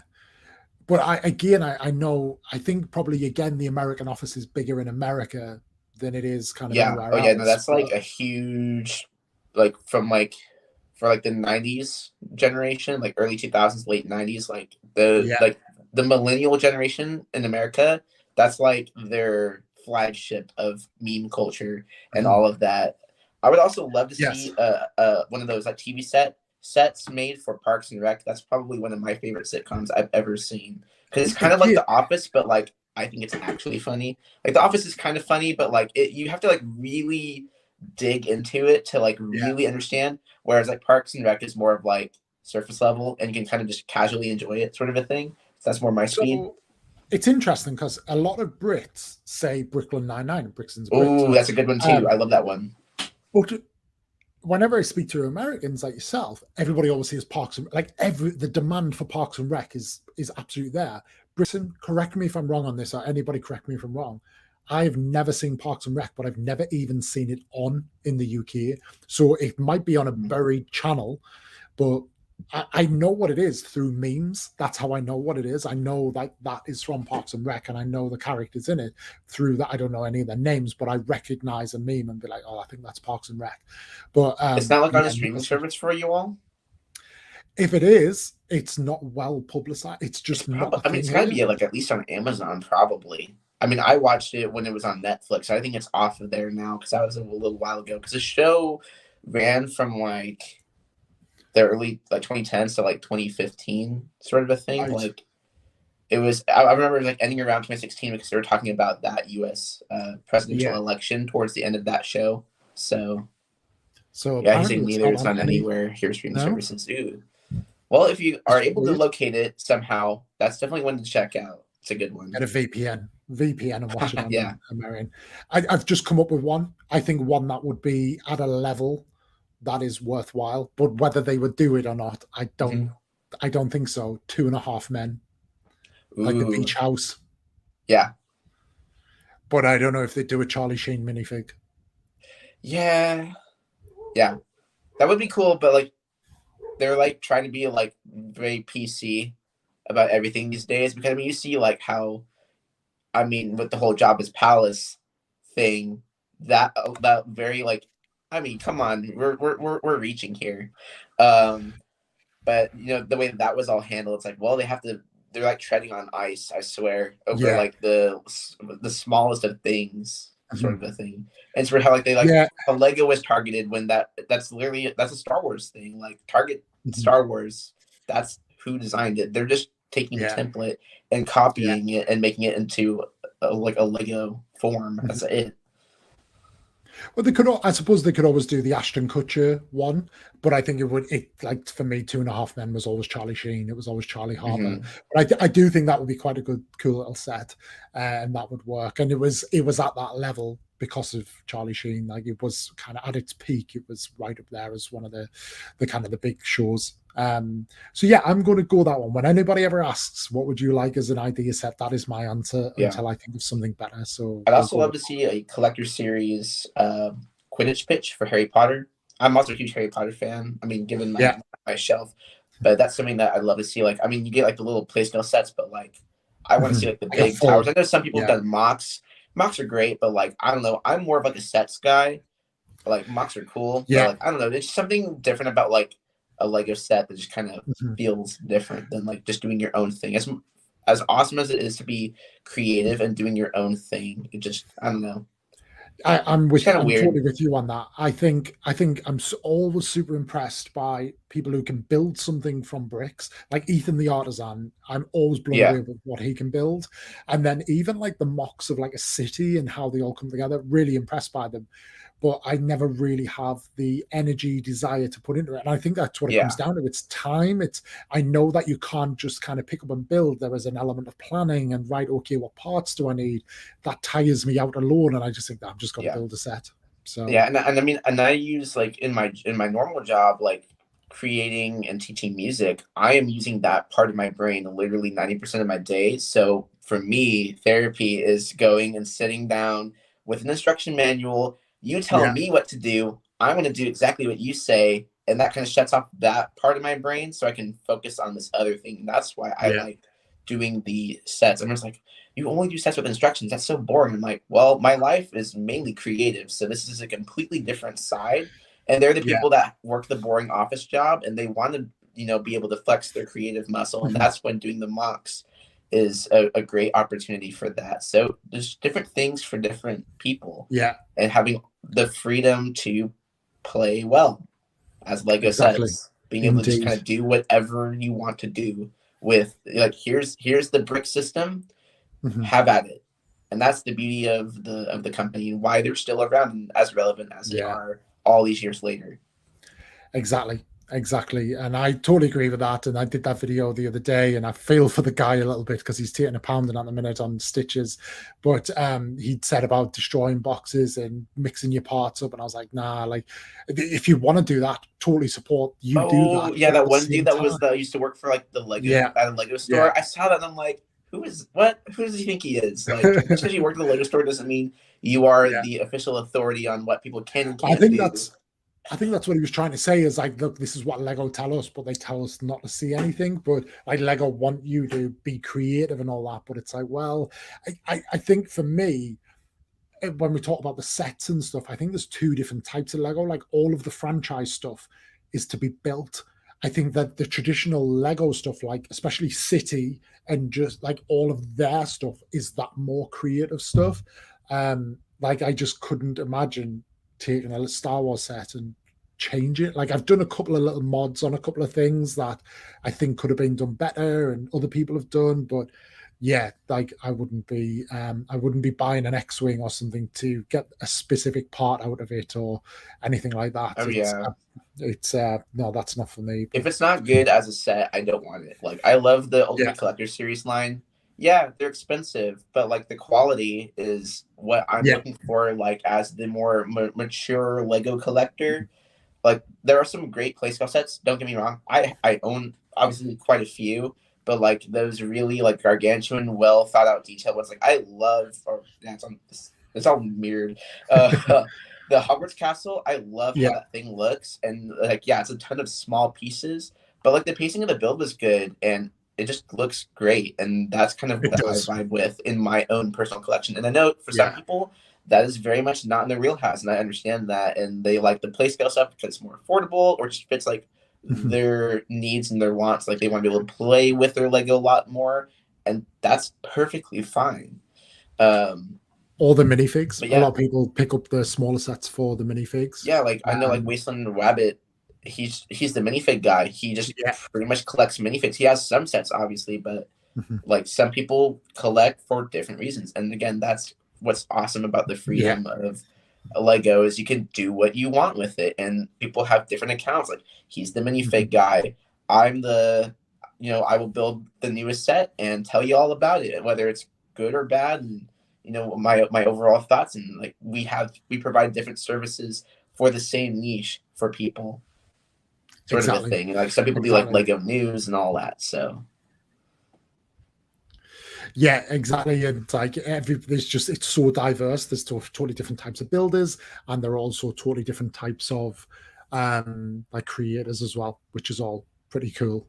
And that's the fun of it, isn't it? We're all just kind of find our place, and even those who are alike, we're all a degree of separation away from each other because we're all very different. But yeah, it's cool. Key, I am going to call us a day there because we are running into the evening for me, and we've gone past the 2 hour mark. As fun as it has been, it's been cool. But before we wrap up, what are your plans for this week within your Lego TikTok world? Are you building anything? So for those of you that may have not seen earlier, I'm doing the Lego Ideas Treehouse. I'm probably going to go live probably right after this. So if you want to hop on over to TikTok, and if you don't follow me, give me a follow. It's the same username you see down here, ThePerfectFourth. The link. Give me a follow. The link is down below. Yeah. So go check that out. If you want to see me do my normal social media thing, I basically will be building a set. People comment. I talk to people. I have music on. Sometimes I'll have people come on and co-host. I talk to a lot of different people. A lot of them obviously within the Lego niche. So that's kind of like the main project I've got going on. Whenever I hit 250K, which very well could be this week, I'm building the UCS AT-AT, so that's on the horizon. I don't have any podcast appearances plans for now, but I would love to do more. So if you know people, anyone out there, please hook me up because I'd love to just get to know more people and do that sort of thing.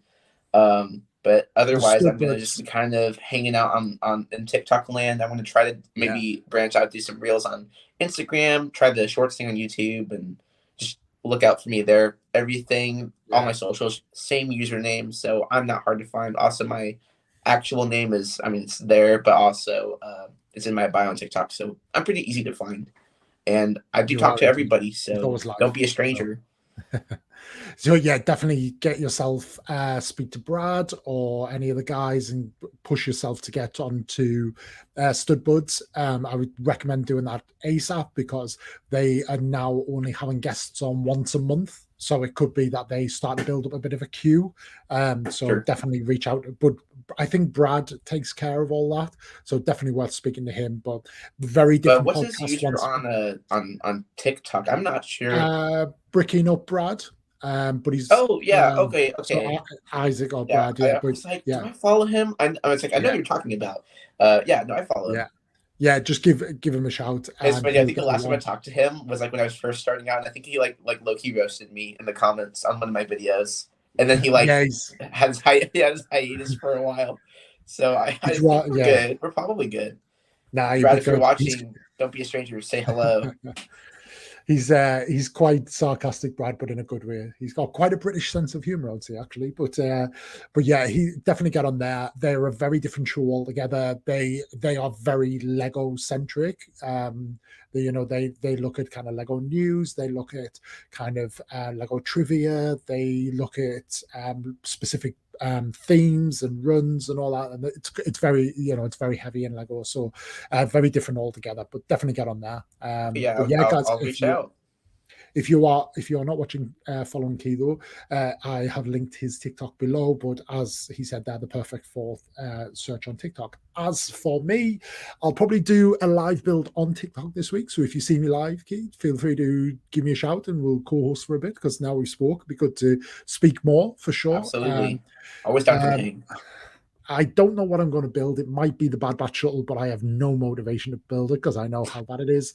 But we'll see. What else? I don't really have. I really want to get. So I got Carnage, and I built Carnage last week. Okay, now yeah, I really want to get Venom. I really want to get Venom now. Yeah. So I need to get that.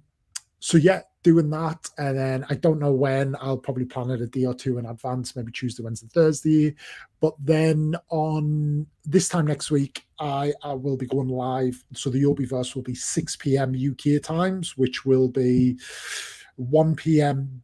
Eastern time, which is that like it's 3 hours earlier for me, so that'd be like 11 for me. So 11, for you guys. So I've actually got someone on from the East Coast coming on, so a little bit earlier, but I'll obviously post all that through Instagram. But yeah, definitely a live build at some point. Continue to move this room around, get my build table ready, and get ready for the Falcon build that I'm going to build on. So definitely what I would say for you, Key, it's a great way to launch your YouTube is when you do start to build the AT-AT, have a look how you build that on here, because you can use like dual cameras a lot better. It's watch backable, so people can come in and see. You can have guests on with you. It's a lot more relaxed, but it's a great way to say to, and you can have TikTok going at the same time, but it's a great way to say to people like, look, you're only getting a part of the experience here. Come over to YouTube and you can see kind of the full shebang going on. Yeah, I'll have to look into that for sure, because I do want to branch out and like also not overwhelm myself to the point where I'm going to burn out. But I do want to not be confined to only TikTok. As much as I love that experience, it's so isolated in its own thing, because it, like you were saying, they do tend to suppress like YouTube links and Instagram things and basically anything else that's not TikTok, because that's where the revenue comes from, is being on the app. So exactly. But yeah, if you ever get stuck or you want some ideas before you kind of pull the trigger and make it happen, definitely do that. But what I would say as well is break your builds down, try and kind of time your bags for like no more than 3 hours or whatever you're comfortable with, and then make it a series, and kind of, because then people might not make the first live, but they make the second live, and then you're just giving yourself the maximum exposure. And so my philosophy this year is, if I can build it in a 3-hour sitting, I'll build it on TikTok. If it takes me any more than that, I'll build it on YouTube in multiple parts, and do it that way, because I can build a series through playlists and people can come. And you do that live on YouTube? Yes. Yeah. Okay, so you can go live on YouTube and build for a time and then stop it, but then it also saves, so you can keep it on there for people to watch. Okay. Yeah. Got it. And you can either use this format, so this software we're using now, you can use that with 2 browsers and plug a build cam in, or you can use like OBS, which is what all of the Twitch streamers and like gaming streamers use, where you build your own screen and you place things where you want to place them. You can do a bit of that as well. So there are plenty of free options out there for you. So gotcha. But once you're kind of ready to take that plunge, if you have any questions, give me a shout on that. Oh, absolutely. You got it. Yeah. But it has been a pleasure speaking to you. And as I say, I look forward to continuing to speak to you. Have a great rest of your day. Have a great week. And I will speak to you all soon. For you lot, hope you've enjoyed, and have a great day, week, and all of that yourself. And I will see you, I'll see you loads on Instagram and TikTok over the week. But I will be around, of course, this time next week. So see ya.